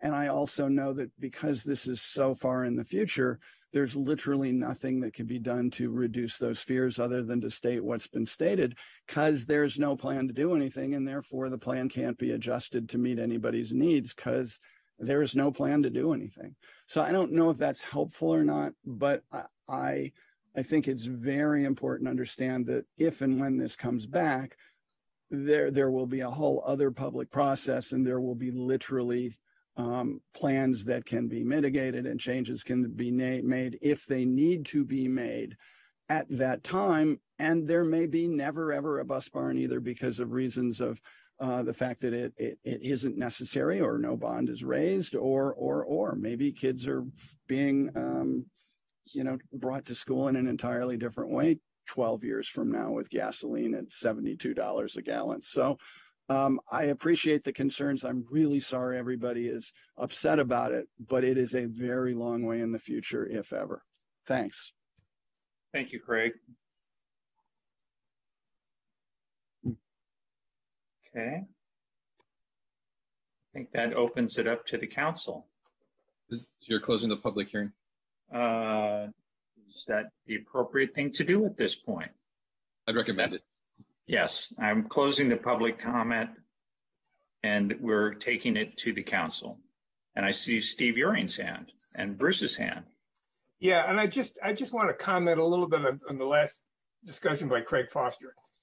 The way he presented the case and the way Stan Barankowitz presented the case gave just two different stories of what's going to happen, right? I mean, Barankowitz was not uncertain of what the heck they wanted to do. And Craig made it sound like it wasn't quite a fait accompli that Stan made it sound like. And that was my basic problem when I just came before us in the first place. We are providing entitlements for something that could take place 10, 12 years from today. And I just have, again, my problem was the city staff, I believe their primary job is to protect the residents. And in granting these entitlements without knowing what the heck's going to happen down the road, I think they abdicated that responsibility. And I think that's wrong. And I mean, it does present some problems. The 45-foot building that they want to build, that does not have to come before the planning commission in a site plan review because it's already approved as part of the specific plan. So, residents can make arguments, raise concerns, but their avenues for resolution of those things has been cut off considerably based upon the way this thing was put together. So I may have more, but I'll let that go for now. Go ahead. Thank you, Steve. Bruce? I see Trevor raising. I would like to hear his comments, whatever they are, before I make mine. Sure. Trevor? Yeah. I just wanted to clarify what Councilmember Urian was saying. This is not actually approving entitlements to construct. This is approving a specific plan, which will then create the rules under which they would apply in the future for those entitlements. But he's correct that it is going to change those rules and the standards that are applied. So instead of a variance, maybe a site plan review is needed, or just a coastal development permit level of review on what findings need to be made in order for approval of different parts of the project. I just want to clarify for the record that it's. But they're not going to need a site plan review for that 45-foot building, right, Trevor? I believe they need a site plan review, Renika. They don't need a variance. They would need a variance at this point. You can't get a site plan review above 32 feet. This 45-foot's been approved, right, Renika? They don't need a site plan review. They do need a site plan review. Why? Because we just wrote that into the code. The amendments, it does require a site plan review for any heights above 18 feet, which is currently required by code. So currently, I'm sorry. Even though you've approved the 45-foot building. We basically increased the threshold of what could be approved under a site plan review. Currently, a person can build up to 28 feet. With the ordinance, they can build up to 45 feet with the approval of a site plan review. So it's still required as part of the coastal development permitting process. So instead of right now, if you wanted to build 45 feet there, you need to make the variance findings, which are very difficult, which is you're being denied something that the rest of your neighboring properties is entitled to, that it wouldn't be a special privilege, that the site constraints require this. They're very difficult findings to make. Instead, it's the site plan review findings that require, neighborhood character analysis, compatibility, and the other types of site plan review findings. So it lowers the threshold, but they'll still need to come in and get the findings. Just the findings are not as difficult to make for a 45-foot building. Okay. Back to you, Bruce. Okay, so first of all, I think it might be helpful for the public, probably be helpful for me as well a little bit, but to explain what a site plan review means, because we bandy that term around a lot, and I don't know that everyone or many people even understand what that means. Just a real quick primer on that, and then I'll make my other comments. I can answer that question. It is a discretionary request similar to a variance, but the threshold and the findings required for the approval are not as difficult. I was just pulling up the findings just to give you an idea of what findings would have to be made for a site plan review. But like Trevor just mentioned, one of the findings requires staff to determine a project is consistent with the neighborhood character, that the project is consistent with state and local law. Let me pull up the findings in case that would help you understand what that request would incur. Sure. And do those findings need to be also made by the Planning Commission or only by the planning staff? It depends on the project. The high school building, because of the fuel modification, that would be appealable development. So that decision would be rendered by the Planning Commission. I was just looking at the ordinance, and although the site plan review is listed in the ordinance, it does not say required by the Planning Commission. I was just thinking, I don't know if maybe one of the solutions would be to require the site plan review to be approved by the Planning Commission. Other buildings that are proposed as part of the build out, they do occur outside of the appeal zone, so that would be approved by the director and then reported to the Planning Commission, which is a little different. If the council desires, maybe we can just add language requiring that site plan review to be approved by the commission itself. Okay, so actually that's my first suggestion, is that ought to be added.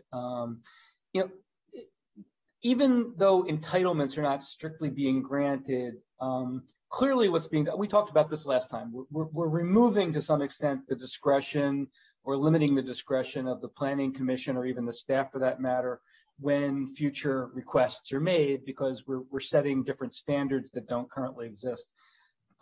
This isn't technically a development agreement, but it's similar in concept in that we're saying this area is going to be subject to different rules and regulations going forward. I did say before, and I'm going to stick with it, again, we really should be approving only phase one, which is the only thing that is actually being done, the only thing for which there is money to do.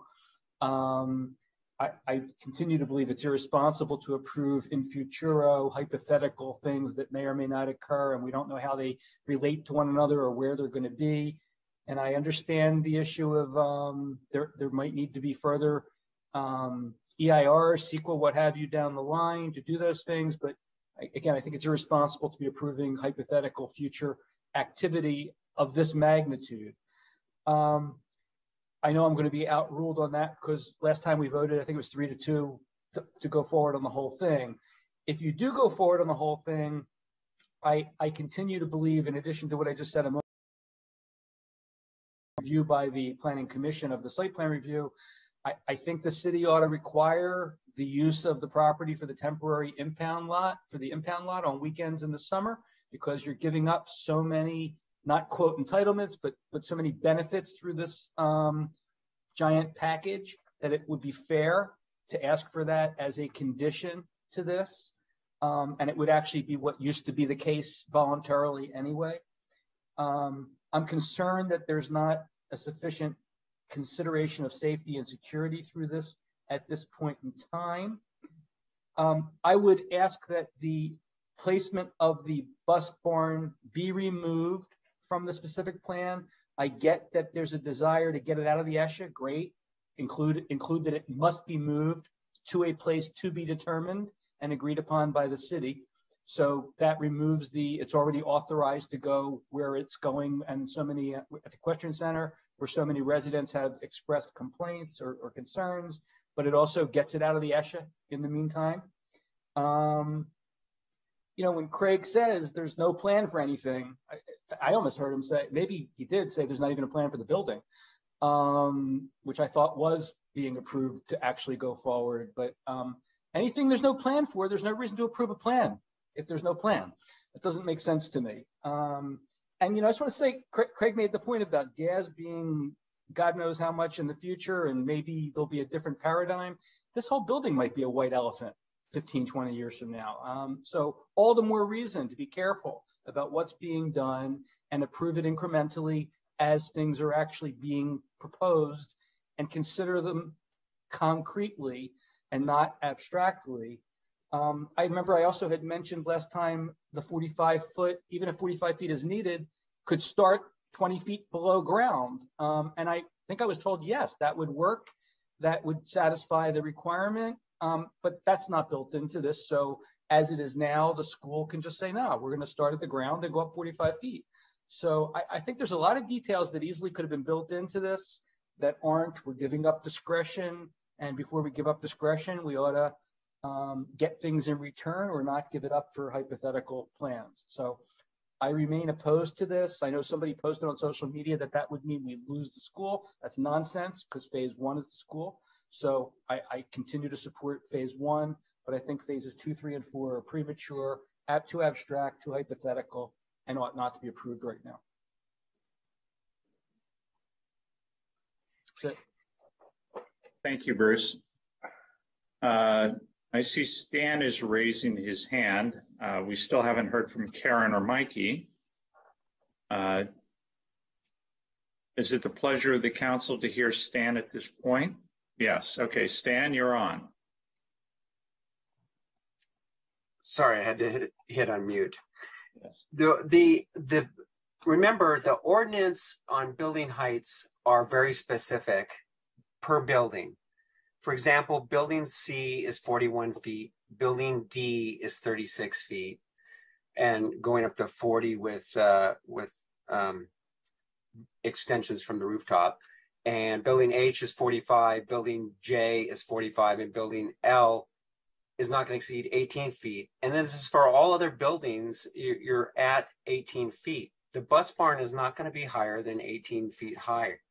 And so that it's not going to be 40 some feet. So the way we understand it is that all the development under the specific plan needs to go through CDP process. So there would be further review for that, but make no mistake about it. We're not seeking a large bus barn. The bus barn is only meant to handle 5 buses inside and 2 on the outside. That's it. Thank you, Stan. I'm going to call on Mikey before you, Steve, because he hasn't spoken yet. Steve had his hand up first, so I don't care when I go. Okay. Steve, you're up. I just want to make and decide, you know, some of the comments Bruce made regarding, let me go back to the comment Renika made that said we should have the site plan reviews go to the planning commission. I mean, do we need to make a motion to get that in, or to do that? And some of the ideas that Bruce had, I'd like to see if we can't get those in a motion and see if we can get some people to vote for that.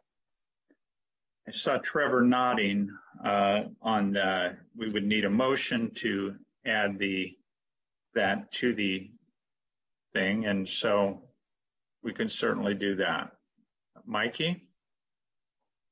Yeah, thank you, Paul. So I heard this kind of notion about the specific plan was giving benefits. What I'm hearing from the community loud and clear is they want the benefit of a world-class school. That's what I hear overwhelmingly, time and time again. So I think that's what that's what we're attempting to do here. And a lot of people spend a lot of time on it. I do have a question. I don't know if it's for Renika or Trevor. Can part of the specific plan be left to say at a place to be determined later, as in the bus barn? Because somebody mentioned that, either Bruce or Steve. So I'm trying to figure out, can you not define the location of a bus barn in a specific plan? Or does that not make sense? Is that not possible? I'll admit, the bus barn is my least favorite part. It just doesn't sound great. It doesn't roll off the tongue well. I don't know the reality of it. I'm certainly hoping we control our own school district by then, or I'm dramatically disappointed. But can you have a building and have in the specific plan say, yeah, we're going to figure out the location later? Is that allowed? Renika, Anyone would you like to try that? Nebulous question there. Trevor? Well, I was wondering the same thing. I know the specific plan currently removes the bus barn.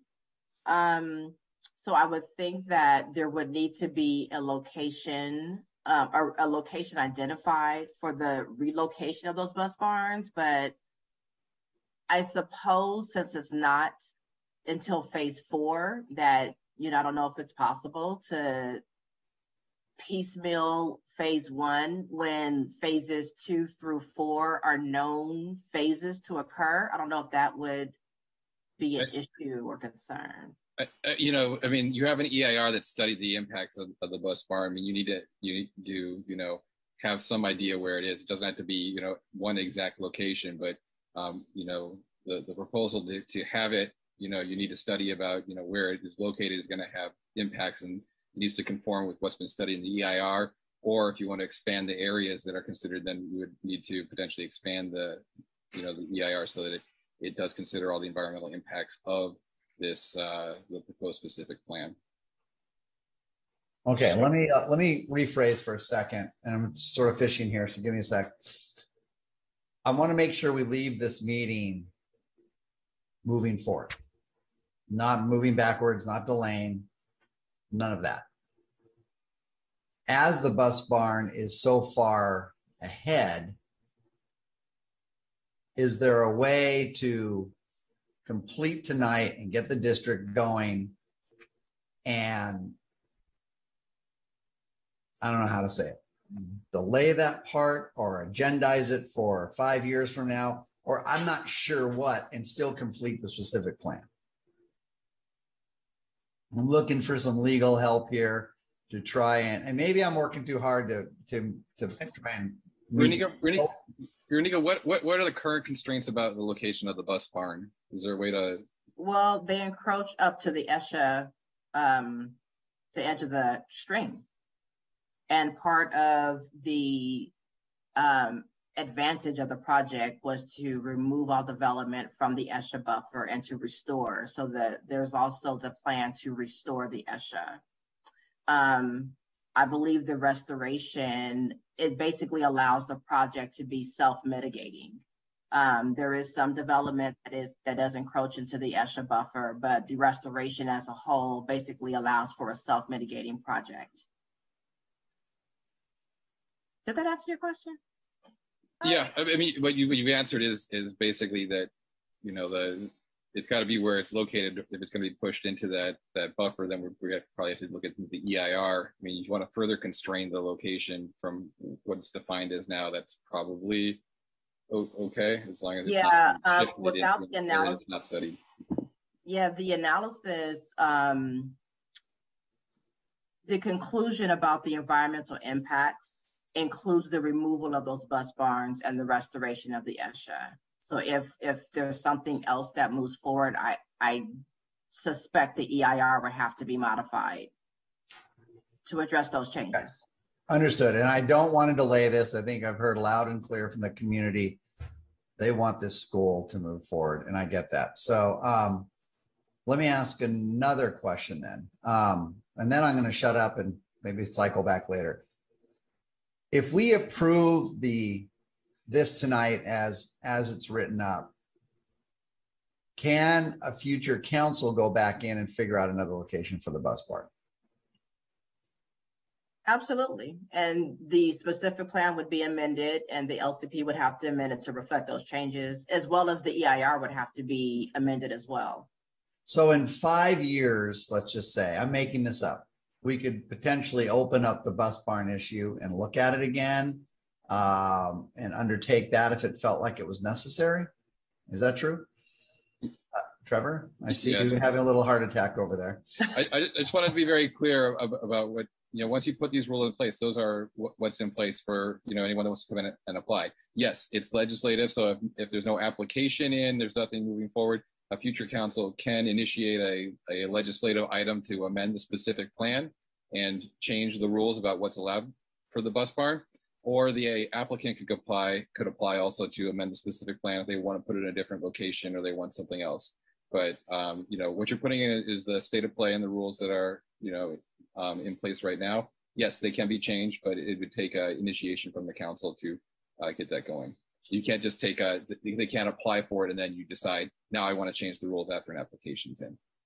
Understood. Thank you. And I'll mute myself for now.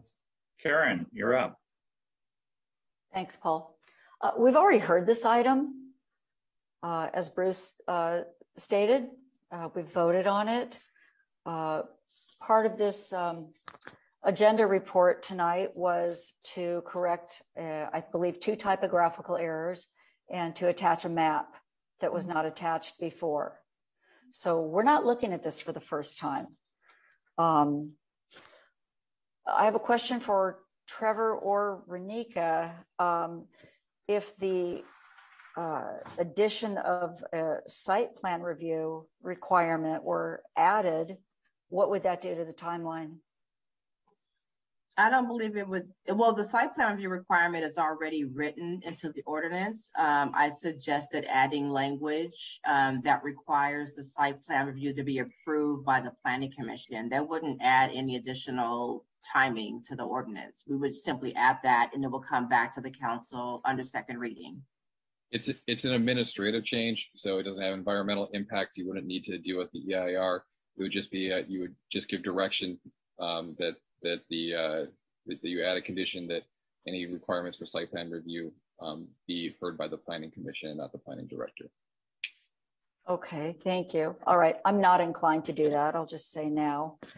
And it's been said repeatedly tonight, the bus barn is currently in ESHA. We have an opportunity to address that. And that's always a concern. So those are my comments. I'm ready to vote. Thank you, Karen. I have one more question. When did the bus barn come down? Does the bus barn come down? I believe it's part of phase 4, but let me confirm that. So the restoration is not part of phase 1, it's part of phase 4. The restoration will be implemented, parts of the restoration will be implemented as part of phase 1. And then the additional restoration will occur as part of phase 4 when the bus barns are removed. Okay. And with the help of divine intervention and the state of California, we will, by sometime in the future, be entirely in control of this. The Malibu School District will be entirely in control of this. And it will be the citizens of Malibu telling the citizens of Malibu what they want to do, which will be voted on by the citizens of Malibu. So I'd like to make a motion that we pass the staff recommendation and move this forward. I'll second. That includes the changes that were presented in the initial presentation from staff, correct? That includes the changes presented in the staff report, yes. I'll second that. Staff presentations. All friendly amendment? Let's hear it. What is it? I would like to make a motion that the site plan reviews get reviewed by the Planning Commission before they go forward. You would mean that it would designate that anytime a site plan review is required, that it's heard by the planning commission, not the planning director. Is that correct? That is correct. Okay. I think that we have a planning commission that is extremely overburdened, and maybe at some point in the future they won't be trying to get through mountains of people remodeling their houses and doing all of that stuff. But I think that the level of inspection that's requires people who are working on this more than twice a month. So I'm against that idea of sending it automatically to the planning commission. This is a huge, complicated project, and I think I'm very comfortable with the planning department doing their work on it and then bringing it to the council or bringing it to the planning commission at that time to bless it. But expecting them to do all of the work there simply aren't enough hours in the day, hours in the meetings that they have. To do the work, just to do the site plan reviews for the buildings? I'm not asking them to do the whole project. It's site plan reviews for the buildings that are going up. That's what we're asking for. Can I make a suggestion? What about requiring the site plan review for the height above 28 feet? So the height between the current max and this additional max that the school district is requesting, maybe that would kind of narrow what the planning commission would consider. I can live with that. Okay. I can live with that. Can we do a straw vote on that? I'll accept that. Okay. Okay, that's clear. And to be clear, I believe site plan reviews are appealable to, if it's made by the planning director, it's appealable to the planning commission, even if it's not heard originally from them.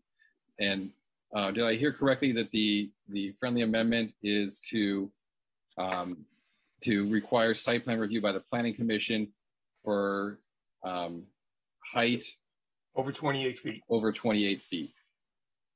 Is that correct? That's correct. Okay. Did you want to do a straw vote, or did you want to accept the friendly amendment? Let's just go for it. So you accept the friendly amendment? Although I see Craig waving his hand. Craig, is there something that makes you uncomfortable? Mr. Foster? Yes, thank you. From me, I don't have problem with more oversight. I think it's important that this move forward together with the citizens of Malibu. My issue is, I would ask you guys to be really, really, really sure that in doing this, you're not going to accidentally trigger another hearing, another delay, because the district lawyers seem to think you might. So if you vote for this now, because remember, we had those small changes that brought us here, that cost us a month.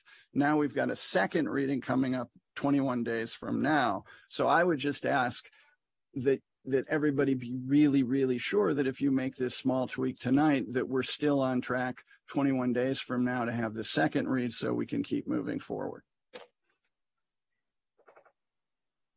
Trevor, I think that landed squarely in your lap. The issue is, Renika and Adrian, if you can identify where the changes need to be made in the documents approved tonight, we want to make sure that we encompass, everything that requires that change, since that's not in there. That was the issue before, is that we had some typographical issues that we need to make. And this added oversight would be for the portions in phase 2, 3, and 4, correct? Only. As far as I know, yes. Is that your understanding, Renika? That's true. Yes, phase 1 is already required, already requires the planning commission's approval because it is appealable, but phases 2 through 4 are outside of the appeal zone. Okay. To answer Trevor's question regarding the location in the ordinance, the added language would occur on pages 8 and 15 of the ordinance, which are PDF pages 11 and 18. Those sections amend the LCP and the municipal code that requires story poles for anything above 18 feet. And in those sections, we would add the additional, we'll come up with some language where the height above 28 feet will require approval by the Planning Commission. Okay.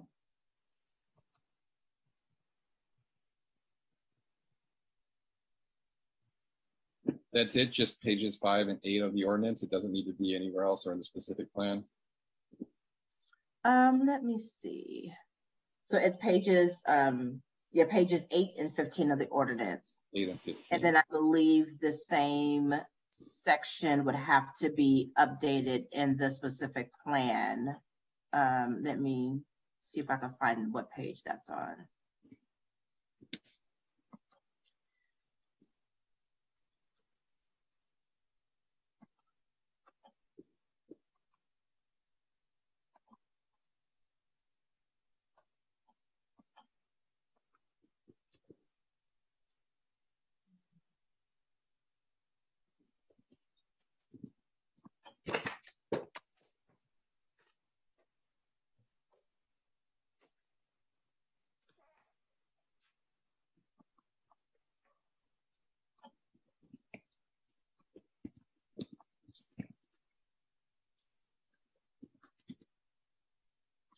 So the development standards that are in the specific plan related to height is found on page 55 of the specific plan. I would have to do a global search to see if there's any other place where height is mentioned, but the requirements for the height above 18 feet is found on page 55.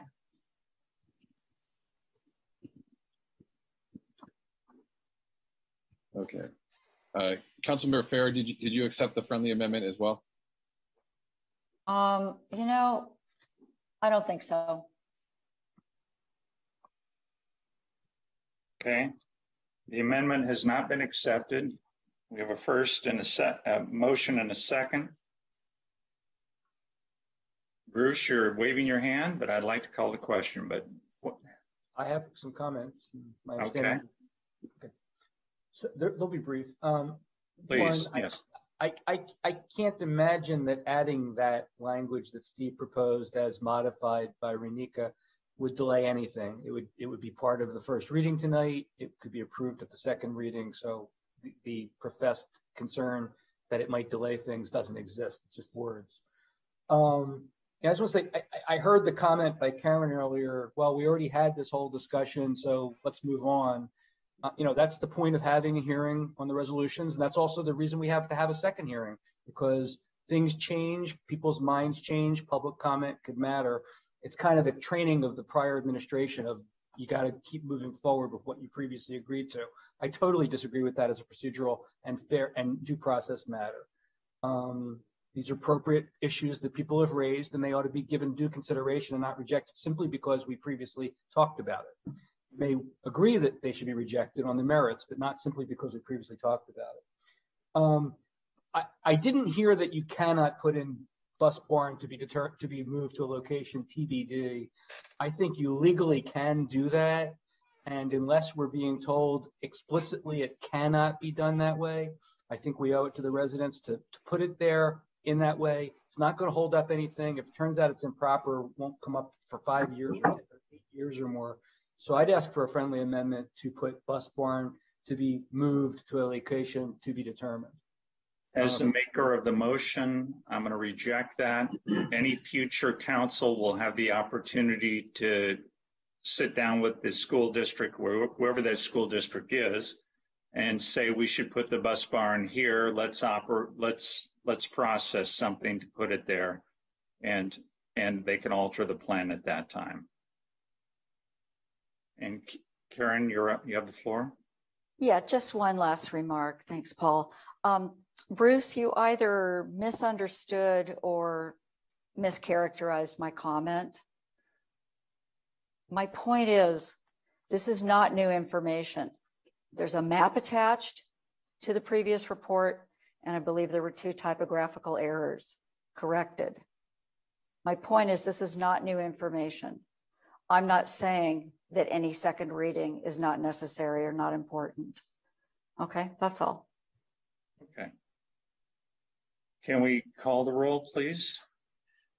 So my apologies. Just give me 1 second. We're looking currently for the section in the code about the height that requires the site plan review. So give me 1 second. I know that was stated before. Adrian, that's not part of the motion. We've set that aside. Well, I know it's not part of the motion, but I think we are all under the impression that a site plan review is required for height over 18 feet. And where I do see site plan review requirements for setbacks, excuse me, I don't see that for heights. So I just want to make sure that language is in both the local coastal program and the municipal code. So Adrian, you're suggesting site plan review is not required for a 45-foot building? I'm looking at the language right now, unless Renika can point me to the right section. I'm not finding that language right now. Yes, it's part of the ordinance on page 8 of the ordinance.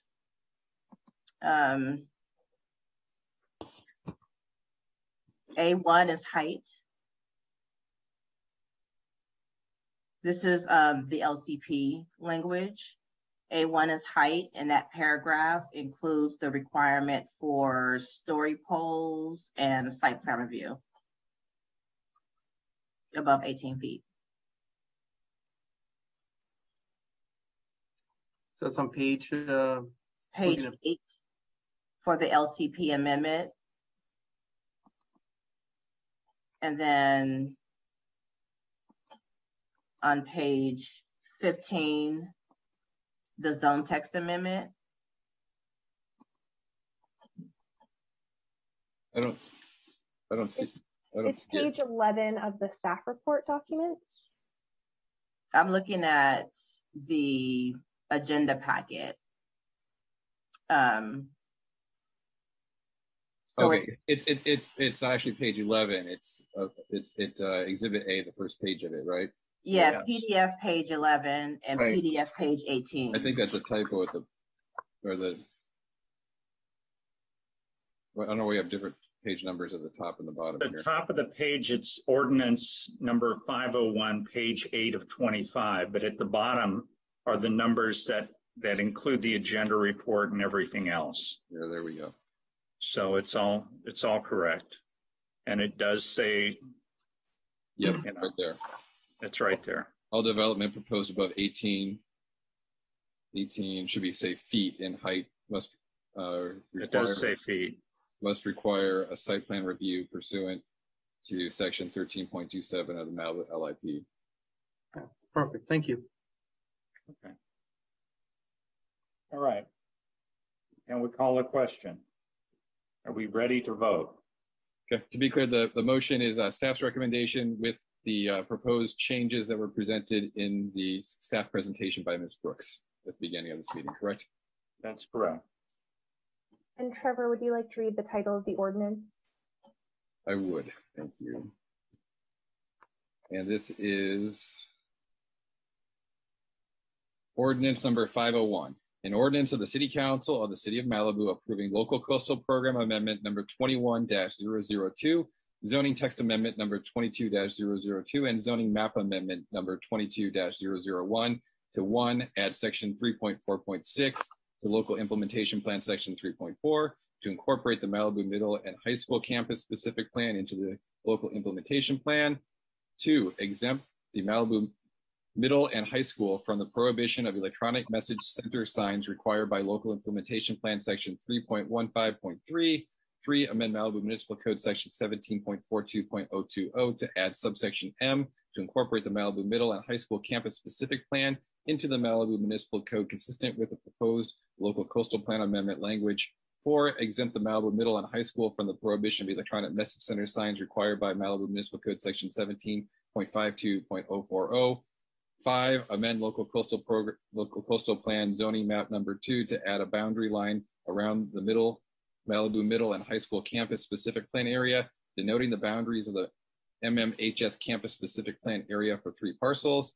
Assessors parcel map numbers 4469-017-900, 4469-018-903, and 4469-018-904. And 6, amend the Malibu Municipal Code section, Malibu Municipal Code zoning map consistent with the update to local coastal program zoning map number 2, located at 30215 Morning View Drive, Santa Monica, Malibu Unified School District. And Mayor, if you're ready for that roll call. I'm very ready for that roll call. Mayor Grisanti. Yes. Councilmember Farrer. Yes. Councilmember Pearson. Yes. Councilmember Euring. No. Mayor Pro Tem Silverstein. No. Motion carries. Thank you. That takes us to item 5A, consideration of the resumption of in-person meetings. Do we have a staff report? Yes, thank you, Mayor, members of council.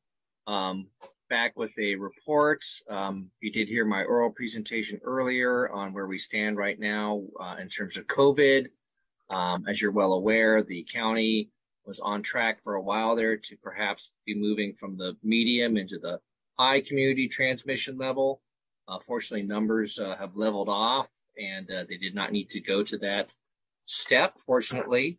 But obviously a reminder of the reality that COVID doesn't appear to be going away anytime soon, and we're probably going to have to be working with this for some time. So again, we're on, as council has asked, to bring this, to give a regular report and to seek direction from council. One thought that I did have, just to try to be mindful of the time and not just keep coming back with the same thing. We could certainly continue coming back with monthly reports as we have been, or perhaps if council wanted to give the thought, we could say that we would not come back again until we actually had reached the low stage of community transmission, or if we were on track moving that direction. If that perhaps is a comfort level or a trigger that council would like to work with. We could hold off then on bringing this back until it looks like we're moving into that zone. Or, as I said, we could continue coming back monthly and giving a report and asking for council direction. So that is my report. I'd be happy to answer any questions at this point or to take any direction from council. Thank you. Do we have any members of the public who signed up to speak on this? You have 2 speakers signed up, Lonnie Gordon and Norm Haney. I don't see Lonnie in the meeting, so we'll hear from Norm first. Hi, Norm, are you available? Yes, I am, and thank you for the opportunity to address the City Council, Mayor. I don't think there's any excuse for not having in-person hearing meetings now. I went to the planning department today. Masks were not required. Masks were not being worn by the employees. I filed an application for a well. It went through smoothly. If we can do that when we're within 3 feet of another person, even though we're separated with plexiglass, we can certainly have in-person meetings again. You know, we've been told that we want a combination of in-person and Zoom. And when we get that, then we're willing to move forward. Well, I don't think that there's any real, I probably shouldn't say that. I'm not sure that there's a lot of desire to ever have in-person meetings again. Everyone coming can wear a mask. They can also sit 6 feet apart if you want. The dais is 20 feet away from the person speaking at the podium. I just don't understand why we're not having the type of informative meetings that we can have in an in-person discussion. So that's where I'm at. I think it's high time, and I absolutely see no reason why not to do it. Thank you very much for hearing me. I'm available to answer any questions if you have any. Thank you for sharing that, Norm. And Mayor, I still don't see Lonnie Gordon in the meeting, so that concludes public comment. Okay, we'll bring it to the council. I don't see any hands, so I'm going to just say that if we do ever return to in-person meetings, I'd love to start these at about 1 o'clock in the afternoon. It's ridiculous to expect staff to be at in-person meetings that go on deep into the night. So that's something that would be a consideration for me. Bruce, Well, I see your hand. Yeah, I just want to acknowledge Norm's comments. If nothing else, Norm is consistent. He's been saying the same thing for at least 6 months now, and maybe 9 months. In any event, I think it is prudent to continue to meet the way we're meeting, notwithstanding Norm's comments. And hopefully there'll be a time in the future when it's safe to all be in the same room, breathing the same air again, but it doesn't seem that we're there yet. And wearing masks during a 4 to 6 hour meeting is also super inconvenient and uncomfortable. So I'll move that we, is there something we're doing here? Are we approving the continuation, or is it just receiving an update? We're just receiving an update. Okay. We're going to give You already approved it, right? During consent? Yes. No, this is not consent. You approved the AB 361. I think the city manager is looking for direction to, to refrain from bringing this back as a regular item. So it's already on your calendar every month for AB 361. So if you do want to go back to in person, you can just pull that off consent and then state that you'll approve it for this meeting, but in the future you want to do it. So I think that's. So I'll make a motion that we give the city manager leeway to not bring this back unless we ask that it be brought back, or he decides in his discretion it ought to be brought back. I'll second that. Okay, we got a motion and a second to make this item appearing on the agenda at the discretion of the city manager. Any further discussion? Okay, Kelsey, will you take a roll, please? Mayor Pro Tem Silverstein? Yes. Councilmember Pearson? Yes. Councilmember Fair? Yes. Councilmember Uri? Yes. Mayor Grisanti? Yes. Motion carries. Okay, I think that was pretty clear. So that moves us along to 6A, Homelessness Task Force recommendations for securing beds. Do we have a staff report? Yes, good evening, Mr. Mayor and City Council. My name is Luis Flores. I'm the Public Safety Liaison for the City of Malibu, and today we'll be talking about the Homelessness Task Force recommendation for securing beds. As the Council can recall, back in March 24th, you reviewed the alternative sleeping location recommended action plan document that the task force put together, basically encouraging that the city explore the feasibility of establishing an alternative sleeping location somewhere within or around the city as a means of addressing the city's growing homelessness concern.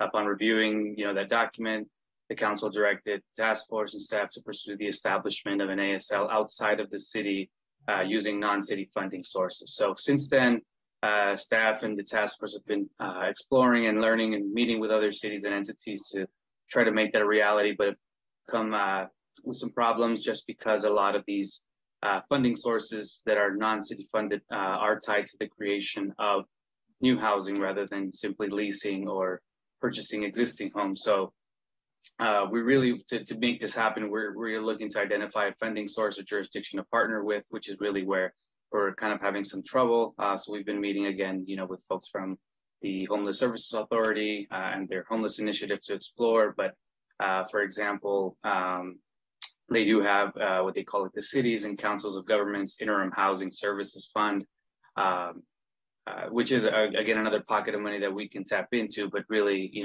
it only applies if applicants, in this case, City of Malibu, apply for funding to expand or develop local interim housing capacity to address homelessness, which, again, is tied to the creation of new housing either within the jurisdiction, which, of course, is not what the council has directed us to do. So that search continues, and we'll continue to keep meeting with different cities and entities to explore that option. But in the meantime, we have met with, as mentioned, different cities to learn what they've been doing and really to see how we can best implement the council direction. So, for example, in the city of Beverly Hills, they contract with people assisting the homeless, which is the organization known as PATH, to provide 5 beds in the West Los Angeles site, as well as having a homeless outreach team, which we also currently have through the People Concerned.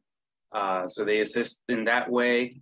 They do fund, housing outside of their jurisdiction.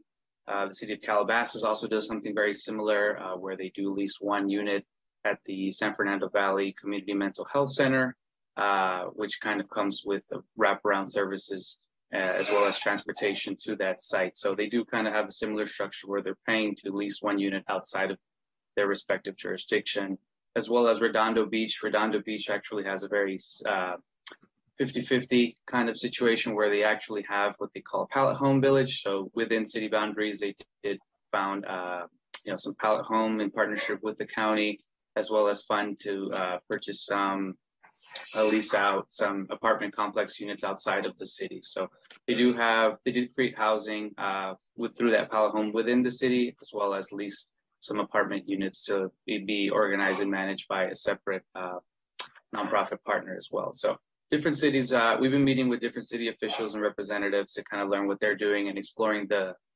similar options to what the council has recommended, which is to explore something outside of the city of Malibu with non-city funding sources.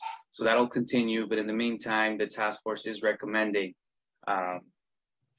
just based on the feasibility of us establishing an ASL outside the city, based on what we learned so far, that we allocate some funds to at least purchase access to some beds that our sheriff's department as well as the outreach workers can utilize, and especially with fire season coming, right? So this was included in the recommended action plan. So just to read a small blurb from that, it goes, as a non-mutually exclusive option, the city should also immediately explore opportunities to acquire rights to utilize beds, which may be available in 1 or more existing facilities approximate to the city, provided that the city does allocate funding. So again, while we continue to explore the establishment of an ASL without using non-city funding sources, the task force does recommend that we allocate some funding to purchasing access to some beds so that we can have the sheriffs and the outreach workers have access to, especially with fire season coming, as well as to assist with enforcement. But basically, after learning from that, staff, the task force's recommendation doesn't really specify what type of interim beds there are. There are really 2 types of beds that we've kind of identified in working with our partners, one being what they call emergency shelter beds, and the second being interim shelter beds.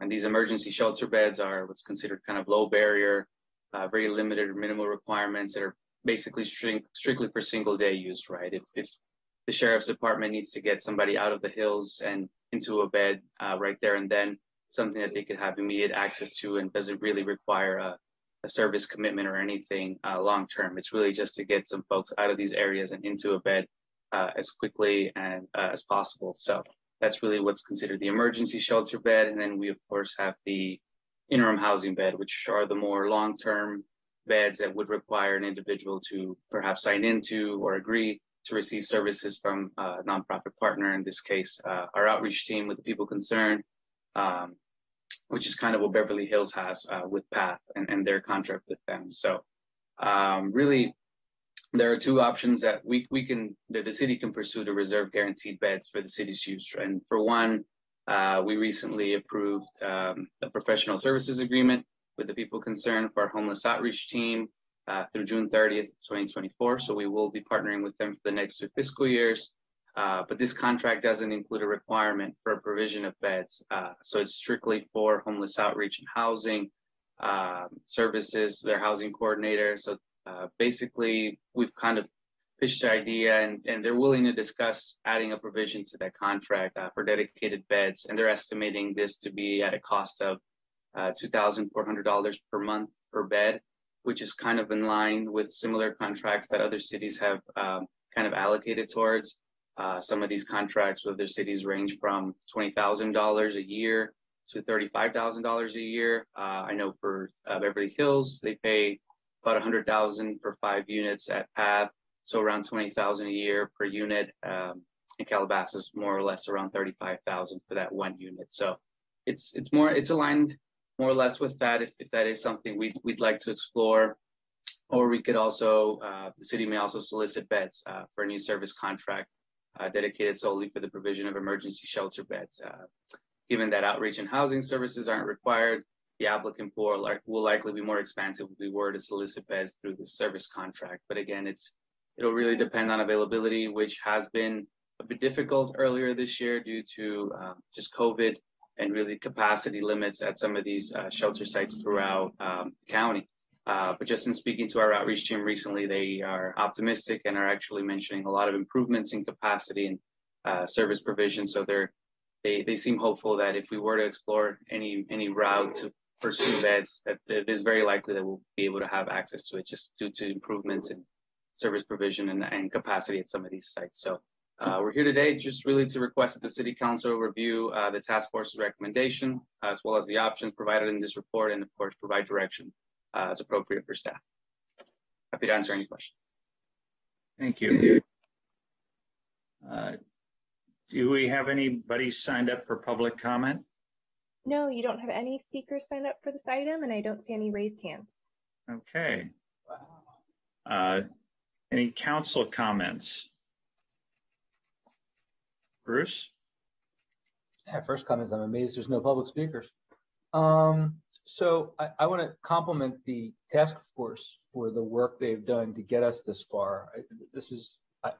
I would have liked it to be at no cost to the city, which is what my proposal was that we all agreed on, but we are where we are. And but I think they've done a lot of work, a lot of valuable work to get there.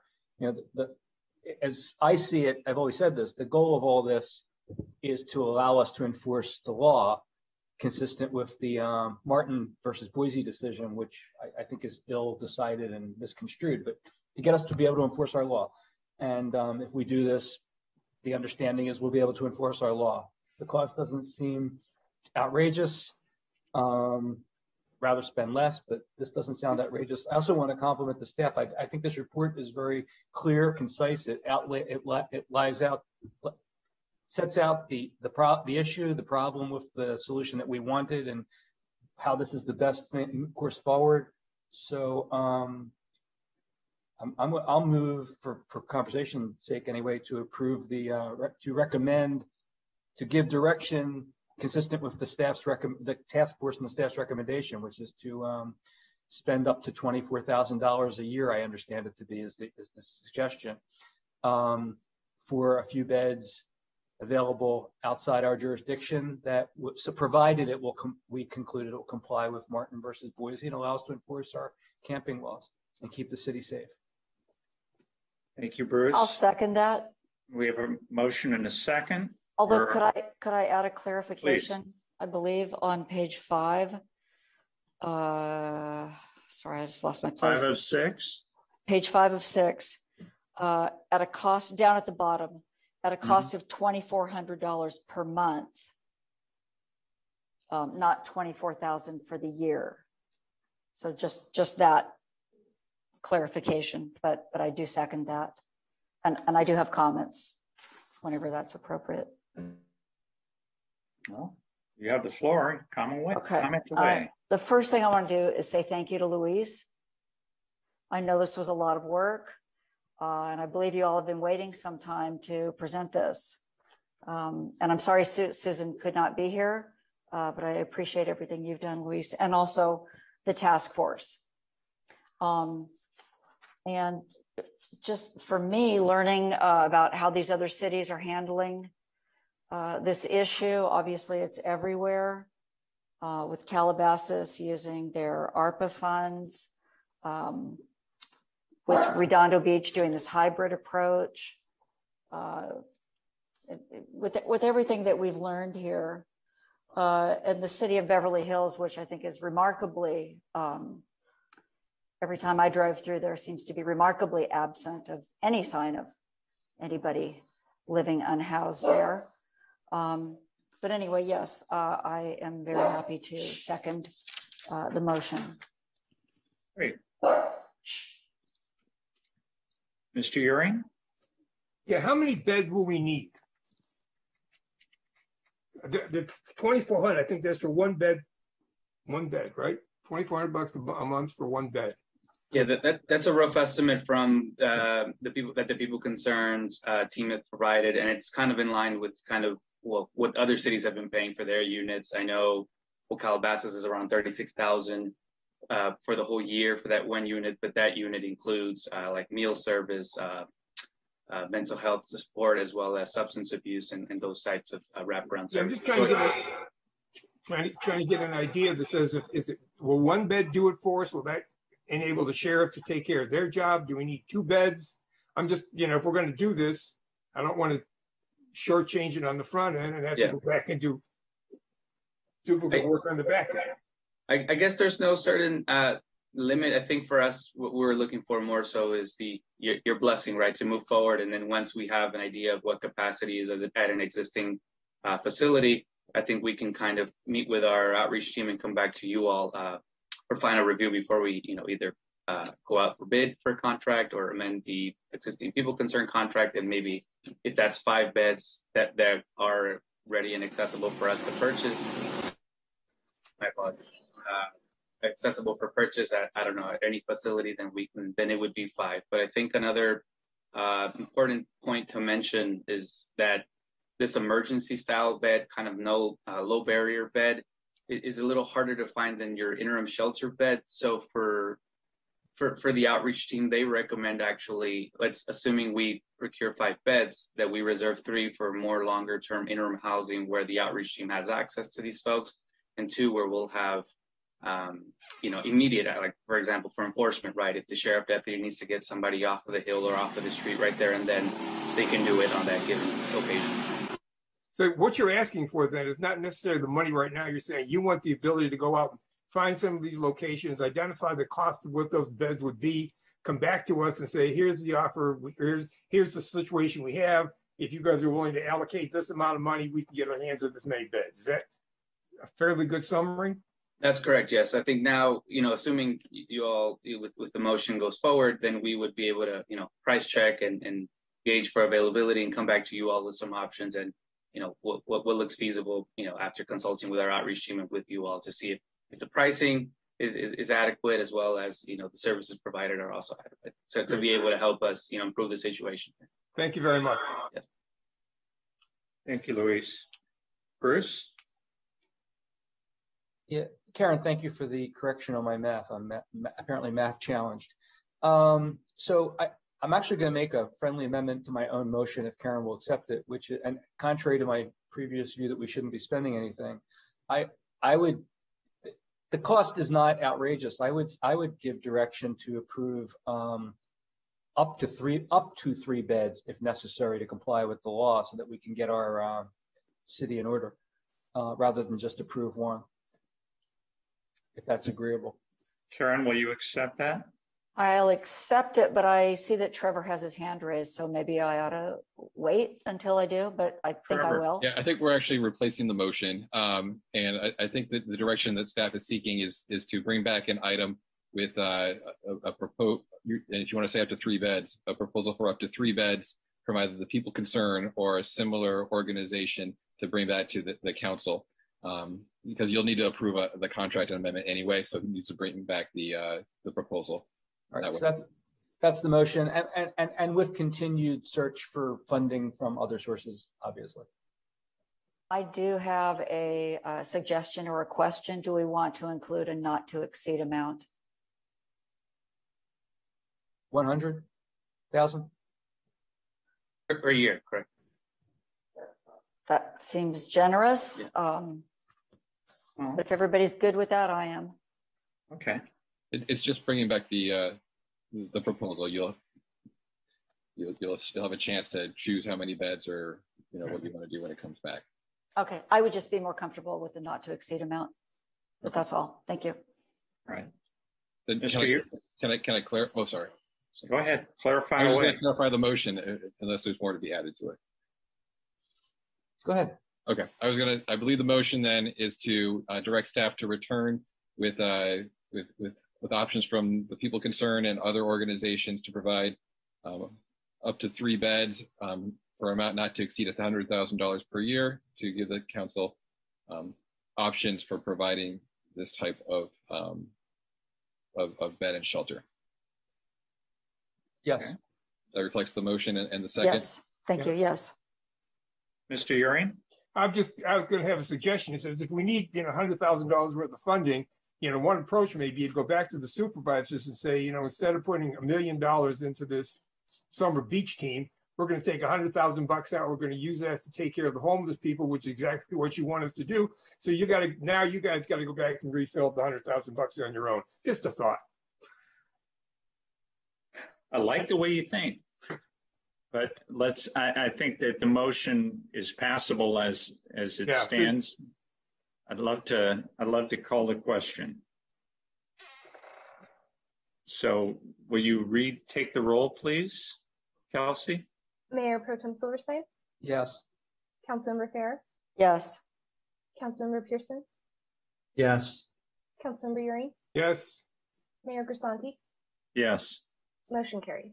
I don't think we're going to make your 10:30 projection, Bruce. We're on to 6B, Boys and Girls Club of Malibu event fee waiver. Can we have a staff report? Yes, good evening, Mayor Grisanti and members of City Council. The item before you this evening is a fee waiver request from the Boys and Girls Club of Malibu to waive their facility use and staffing fees in the amount of $20,782 for the 2022 Chili Cook-Off event. The event is scheduled to take place from Thursday, September 1st through Monday, September 5th this year at the Aoki property here in the Civic Center, also known as the Chili Cook-Off site. And in addition to those dates, Boys and Girls Club will utilize that property for setup and breakdown in the days leading up to and following the event. If approved, BGCM would utilize the funds as they have in previous years from the fee waiver to support local after-school programs, including the Teen and Wellness Center at the high school, at Malibu High School, and the after-school programs at some of our sites throughout the city. And then all the other fees associated with the event, including the temporary use permit fee and the facility deposit, will be paid by BGCM and are not part of this request. So that's all I have for my formal report. I know that Casey Ernest and Ashlyn Kearns from the Boys and Girls Club are also here to answer any specific questions as well. Thank you. Do we have any public speakers signed up to speak? Yes, you have 3 speakers. They are Casey Ernest, Ashley Kearns, and Norm Haney. We'll hear from Casey first. Hi, Casey. Are you there? Hi, thank you so much, Mayor Grisanti and our esteemed council members. Happy to be before you virtually this evening. Excited to be producing the Chili Cook-Off for our Malibu community and our visiting LA residents for this upcoming holiday weekend, and happy to answer any questions that any of our council may have. Thank you, Casey. Our next speaker is Ashlyn Kearns, followed by Norm Haney. Ashlyn, are you available? Hi there. Yes, I am here. Good evening. I am here to just support Casey, so I don't have any comment at this time. Okay, thank you very much. And our next speaker is Norm Haney. Mr. Haney. Yes, council members, again, and I'm happy to comment on this. I think the Boys and Girls Club has done a tremendous job for the youth in the city of Malibu, and they've impacted many, many children's lives, and those kids grow up in their adult lives, be beneficial to our society. Basically, I'm in full support of them not having to pay the standard fee. I think they put an awful lot into the city, and they deserve a break on the fee. So I'm in full support. Thank you. Thank you, Norm. Any members of the council who would like to speak? Karen. Thank you, Paul. I just want to state, in case anybody is not clear, the Boys and Girls Club does a lot of things. Probably the most obvious is after school childcare, but that's such an oversimplification. And I just want to thank them for the work that they do.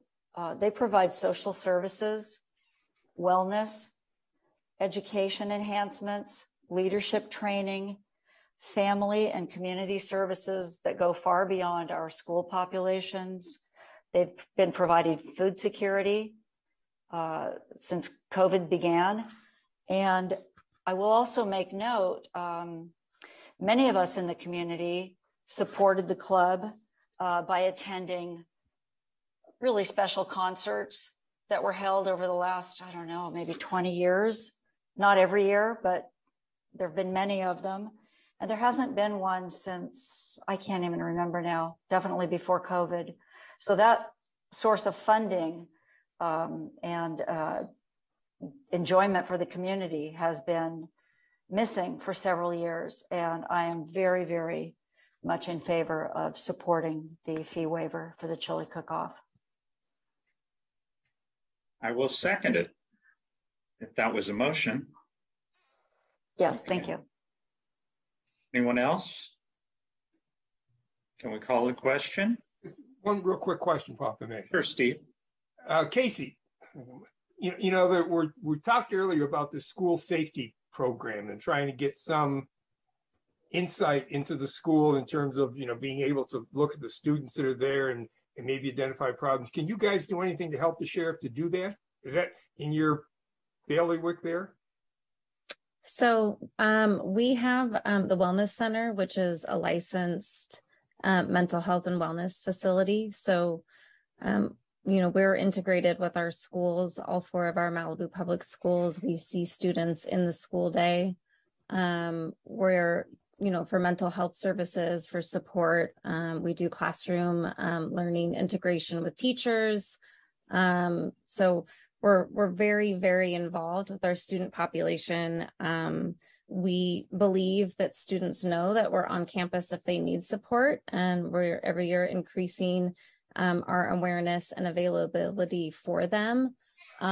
We are also working with sheriffs and Captain C2 through this process. I'm not sure what direction the schools are going to end up going with campus security, but we're there to fully support and integrate however we can to our fullest ability and greatest ability. That's what we're there for, to be a support system. We have great clinical experts and people who work in this field. So I don't know the answer to that question specifically, but we are poised and positioned to be there available for our students.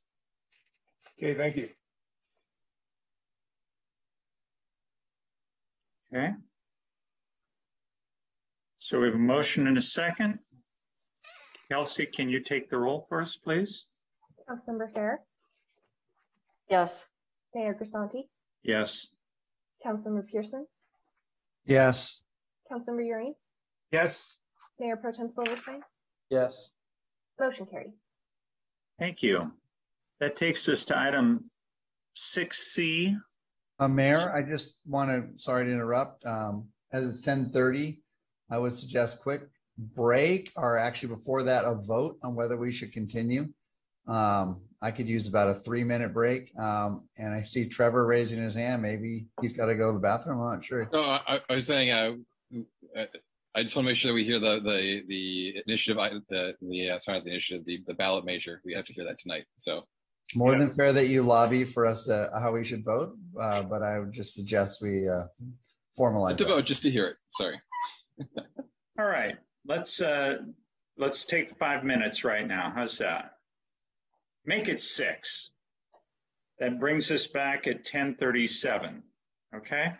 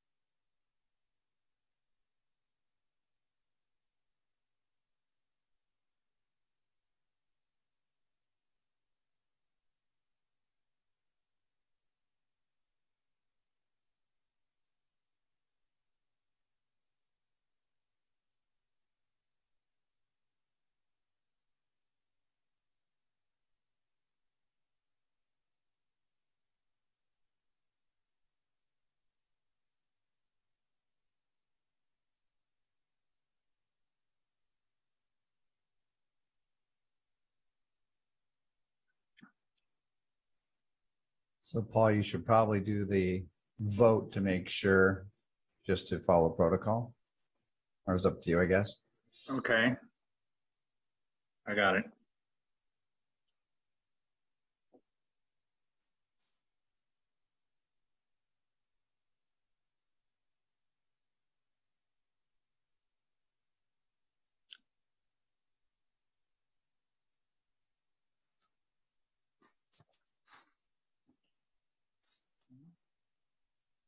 I'm sure Bruce will be here in a sec.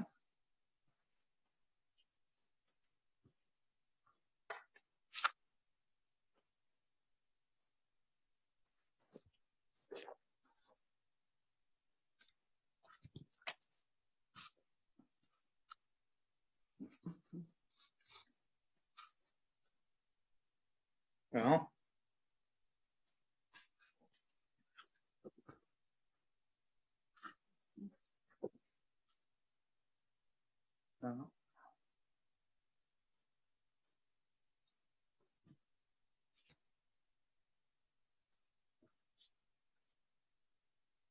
oops, it's 10:38. So, Bruce, are you back?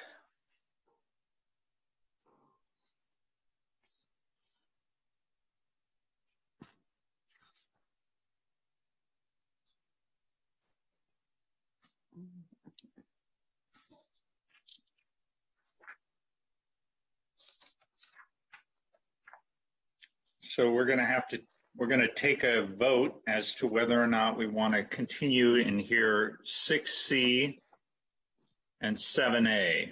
And do we do a separate vote for each one, or do we do them together? Any ideas, Trevor? I believe that only 7A requires the vote because that's the council item. I believe Kelsey, you can correct me if I'm wrong, but I believe that you don't need to have a vote to hear item 6C. I'm sorry, Trevor, you are wrong. It's intended to vote on speaking of any new business after 10:30, any items that hasn't been started yet. Okay, then let's do them separate. All right. You need a motion? We have a motion to listen to item 6C. Can I find that motion somewhere? I so move. Do we have a second? I'll second. Okay, any discussion? I guess can I go forward before Bruce gets back? Well, we need 4 out of 5 votes, so it depends on how the votes go, I guess. I'm back. He's sorry. back. There we go. Bruce, we're voting on whether or not to hear 6C.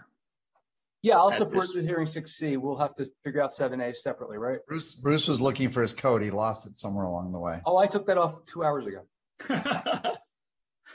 Okay.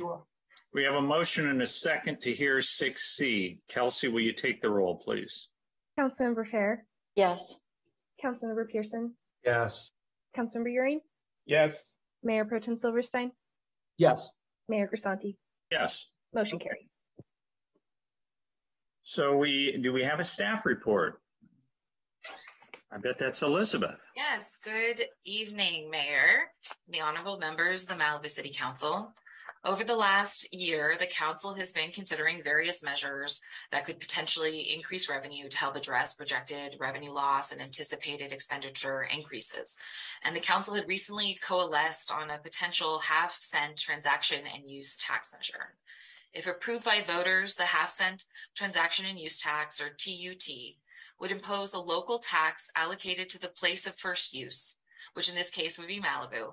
And the city sales tax consultant, HDL Companies, has estimated that a half-cent TUT would yield approximately $3 million annually.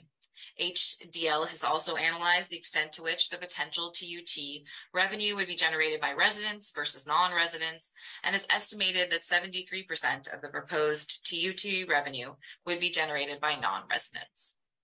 On July 11th, the council directed staff to bring back resolutions to submit the question of whether or not to impose a half-cent transaction use tax to voters, setting priorities for arguments and rebuttals, and directing the city attorney to prepare an impartial analysis. Staff worked with the city's attorney's office to prepare the resolutions before you for consideration this evening. Resolution 2234 would order the submission of the proposed measure on the November 8th, 2022 ballot and place the following question on the ballot. To support such city services as public safety, crime and fire prevention, addressing homelessness, keeping public areas safe and clean, preventing speeding and reckless driving, protecting coastal waters and beaches from pollution, preserving natural areas, and supporting local businesses and other general city services, shall a measure be adopted establishing a half-cent transaction and sales tax, providing approximately $3 million annually until ended by voters, requiring public spending disclosures and local control of funds. Resolution 2235 sets rules for primary and rebuttal arguments and provides for filing of written arguments. The California election law allows for the city council to file an argument for or against the ballot measure. If council wishes to file an argument, it may designate up to 2 council members to prepare an argument for or against the transaction and use tax and submit them directly to the city clerk without further action or involvement by the city council. Designated council members must write the argument on their own time and at their own expense. No public resources may be used for arguments. The council is not required to submit arguments regarding the measure. The deadline for the designated council members or members of the public to submit arguments for or against the proposed measure is August 19th, 2022. Resolution 2236 serves to consolidate a general municipal election to be held on November 8th, 2022, with a statewide general election to be held on that date. The city previously adopted Resolution 1846, providing for the filing of rebuttal arguments for measures submitted to voters at general elections from that day forward. In order for the tax measure to be placed on the November 8th ballot for voter consideration, a supermajority of the council must vote to adopt resolution number 2234, and the adopted resolutions must be submitted to the county clerk by August 12th. As mentioned in previous staff reports, due to the pending election deadlines for the November 8th statewide election, there is limited opportunity to amend the resolutions as presented and still place the measure on the November 8th ballot. That concludes the formal presentation for this item, but staff is available to answer any questions you may have. Thank you. Thank you, Elizabeth. Are there any public who've signed up to speak on this? Yes, you have one speaker on this item, Ryan, and we'll hear from him now. Hello, Ryan. Are you there? Yeah, it's amazing that there aren't any other local business owners who are upset that this is very anti-business in a town where it's very difficult to operate a business, and many businesses end up closing, and then we have empty storefronts and loss of services. So keeping in mind, a lot of the small local businesses provide a duplicate of what, yes, you could go over the hill and purchase somewhere else, and maybe for cheaper and maybe without having to pay as much tax burden. I'm talking about everyday purchases, but the same is also true for high ticket items that are equally available in a lower cost or lower tax bracket area. And there's a whole profession of tax accountants out there who will tell you how to maximize or minimize your tax being paid if you want to go over and do that. I'm a little bit disturbed by the disingenuous use of language in there, the feel-good buzzwords that, you know, we could be used for things like, excuse me, could somebody mute their mic, please? That they could be used for some other feel-good purposes of things, quote, like, but it doesn't say that. If you would amend section E, instead of saying could be used and say actually would be used, that would be a guarantee to public and voters how the money that would be generated would be spent. Also, section D simply says the money goes into the general fund. So as I said, listing all those feel-good buzzwords of what things could be used for, or even to a sheriff's station or substation, that's all gobbledygook because there's no constraints in this proposal. And many of these ballot measures do constrain exactly where the money goes. It goes to police and fire services only. or something like that, or to build a police and fire services building only like they did in Santa Monica. And this is just a money grab.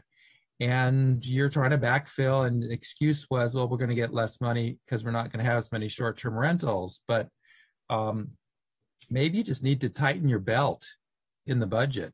This is only a couple $1 million, and we're not going to be waiving building fees in the future after the end of the year, which has been a $2 million drain on the budget. So I would suggest that you not move forward with this because it's not necessary. The funding we're not that tight on, and you're getting a ton more sales tax. And I asked you to show your cards. Is this the other tax revenues are up? The price of gas has gone through the roof, and the same thing with restaurant receipts. So the city will be taking in more money overall with taxes anyway. Thank you. Thank you, Ryan.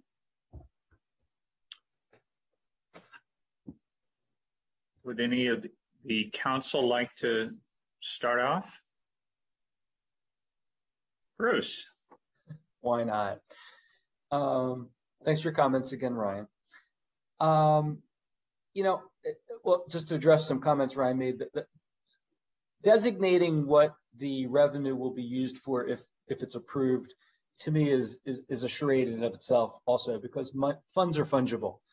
So if we have $70 million and we say, oh, the $3 million will have to be specified to be used for such and such, big deal. That just means you use other money for the other things, and that you have the $3 million you were going to have to spend on that anyway. So to me, that argument doesn't carry water. I get that this isn't necessarily friendly to local business. I could be wrong. It's my understanding or impression, and I'd actually like to know if I am wrong about this. And Paul may know the best. My impression is most of our local businesses aren't owned by Malibu residents, and I don't have a lot of sympathy for outside owners of businesses here. They're not what this town is about. This is a rural residential community. And in any event, they'll pass the cost on to the consumer, and that will be Malibu residents, but it'll also be a lot of tourists and people from other cities that'll be paying the hiked up prices. But in the end, and this is the most important thing, in the end, this is a voter decision. The residents are going to decide. All we're doing is voting to put it to the residents to decide whether to approve this or not. The city can use more funds to provide services. And since the residents are going to get to make the decision on their own, I support doing this. And we discussed last time, the cost of making the effort is relatively minimal in relation to the benefit if this is approved. And if it's not approved, we've spent relatively little money. So to me, this is nothing but upside, no downside. If the residents don't want it, they can vote it down. If the residents want it, then we've made the right decision, giving them the option to support it. So I'll move that we approve this. I'll second. So a motion and a second to approve the tax. Anybody else to make a comment on it? Oh, Trevor. I just want to see if the council wants to designate anyone to make an argument. We would need to do that now if you wanted to designate anyone. You don't have to, but. Well, let's call on Mikey and then Steve. Maybe they're both wanting to volunteer. You look particularly energetic tonight, Mikey. Do I? It's probably because I got to bed at 2 a.m. last night and up early. So yeah, vacation was awesome. I think I've been the one who's least excited about this because I'm still in mourning over the documentary transfer tax thing. I thought that was absolutely golden. I think to what Ryan said, he has a point, but you gotta back up a little bit. I mean, we clearly have financial needs coming that we're not dealing with now. And yeah, times are pretty good now. People are screaming for more public safety, not for less. And that our sheriff station is not going to come cheap. I know there's, some people aren't fans of the beach team, but the reality is those officers aren't just on the beach. They're everywhere. I live down that way. I see it. I think also as you know, a small business guy for sure, I don't think it has to do with the owners of a business. It has to do with, we're talking 50 cents per $100. Yeah, it has a small impact, but if it's over 70% tourist funded, you know, I don't love this item, but I find myself leaning that way. So breaking it down financially, it's actually not hurting local businesses, or the chamber would be here in a heartbeat. I talk to Barbara at the chamber every week. She hasn't mentioned it. So I'll talk to her Wednesday morning, see what she thinks. So that's all I got to say. Thanks. Thank you, Mikey. Steve? Yeah, I was going to be interested to see if the chamber was going to show up tonight to say something about this. And the fact that they haven't gives me some level of comfort. There's not a whole bunch of concern about this out there. So, and you know, if I've learned anything from talking to people who work in municipal governments, you can never have enough money. I mean, because things can go belly up very quickly. So I'm in favor of this. Thank you. I am also in favor of it. I don't think that our taxes, if anything, this will make our sales tax equivalent of what I see in the surrounding communities. It's not going to make us the highest by a quarter of a point. That's all that's left to the ceiling if we take this? So I think that there's very little downside, and of course, somebody will call me tomorrow and tell me I'm insensitive, but what the heck? So I would like to call the question, unless there's somebody else who wants to speak. I just want to add one more point I forgot. Sure. Maybe the reason I want to vote for this most, and I think whatever ad hoc team writes us up to remember this, if we don't use this for ourselves, the county will come along and use it for themselves. So I think at some point, we have to pick us over them. I agree. So Bruce, did you want to speak? Well, what's the issue? What's the deal with the authorizing up to 2 council members to author an argument? Would you like to be one of the authors? I'd like to understand what that means, what it entails. Does that have to be decided tonight? Or can that be tacked on at some future point? The issue is the deadline's coming up. So if you want to designate someone, you would need to do it tonight. You don't have to. There's no requirement that anyone authors an argument in support. It's just what's the deadline? Yeah, what is the 18th, I believe. Or is that right? How many words is this space? If you want to authorize someone, they don't have to, but it would you would designate them to do it if they have the time. Well, how long is it? Paul asked. Are we talking 300 words? It's the 19th, and yes, it shall not exceed 300 words. Okay. And is that total of if there's 2 letters? Each argument shall not exceed 300 words. So. Okay. So we can do 2? Is that what you're saying? You can if you want to. You don't have to do any. You can do 1. You can do 2. Okay. And if we designate somebody or somebodies tonight, are they obliged to do it, or is it just give them the optionality? There's no punishment if an argument's not submitted. So you would just be authorizing them to do it. So in that case, unless there's someone else, unless there's 2 other people that want to do it, I'll agree to be someone who could do it if I find the inclination. Okay, I'll do it as well. Cool. Unless there's somebody else who'd rather do it. Mayor and Mayor Pro Tem is perfect. Okay.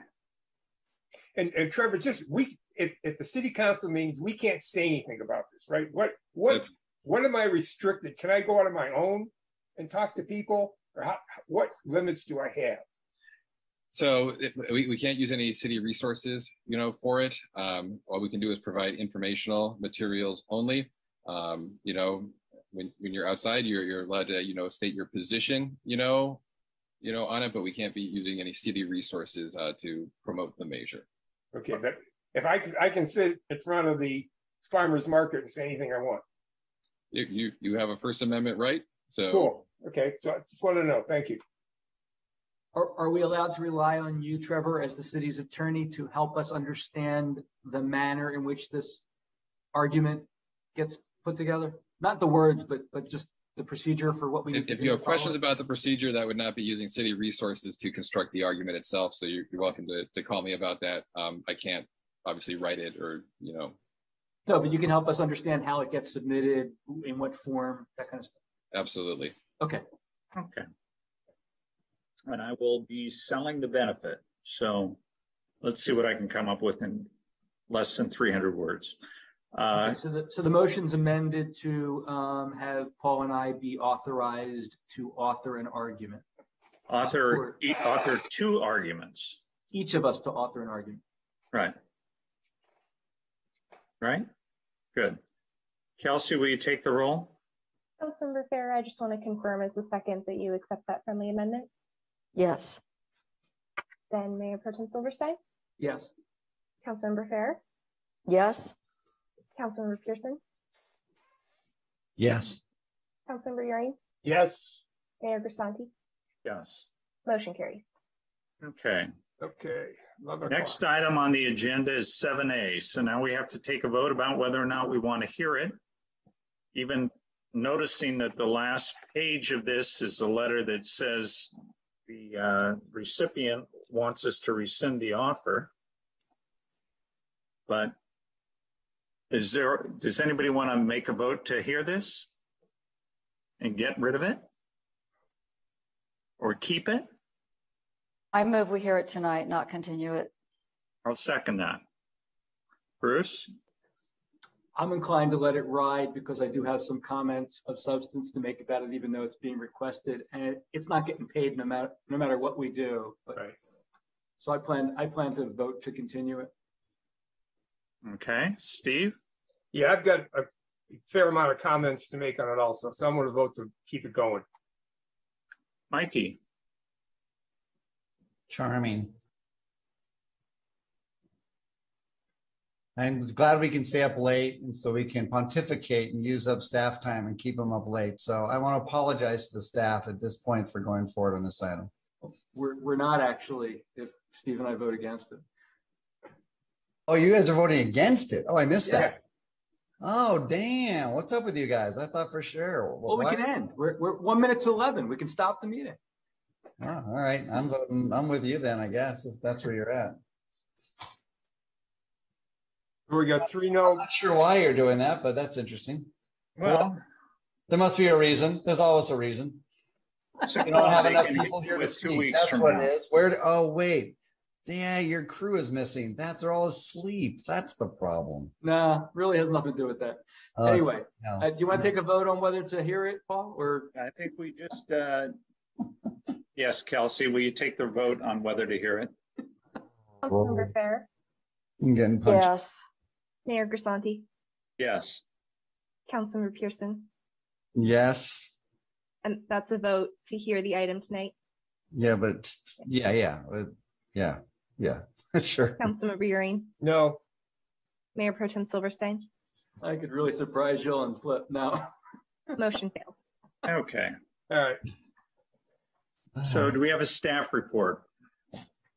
For what? Oh, the item's done. We're adjourned. You got a motion. You got a motion to adjourn. Yeah, motion to adjourn. Unless you want to just adjourn it, Paul. It needs a 4/5 vote. Right. Oh, good. Well, welcome aboard.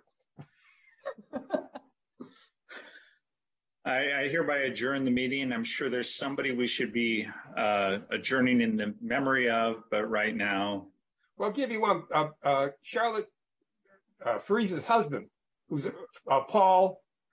Bruce, I think that's your appointee to the public. Peter, yeah, apparently had a fall today. Got rushed to the hospital. I haven't heard anything, but let's just hope he's okay. We wish him well. We don't need to adjourn in his honor. Olivia Newton-John did pass, and she is a former Malibu person. Former Malibu resident. Right. Very good. All right, guys. Adios. It's been a pleasure. Good night. Good night.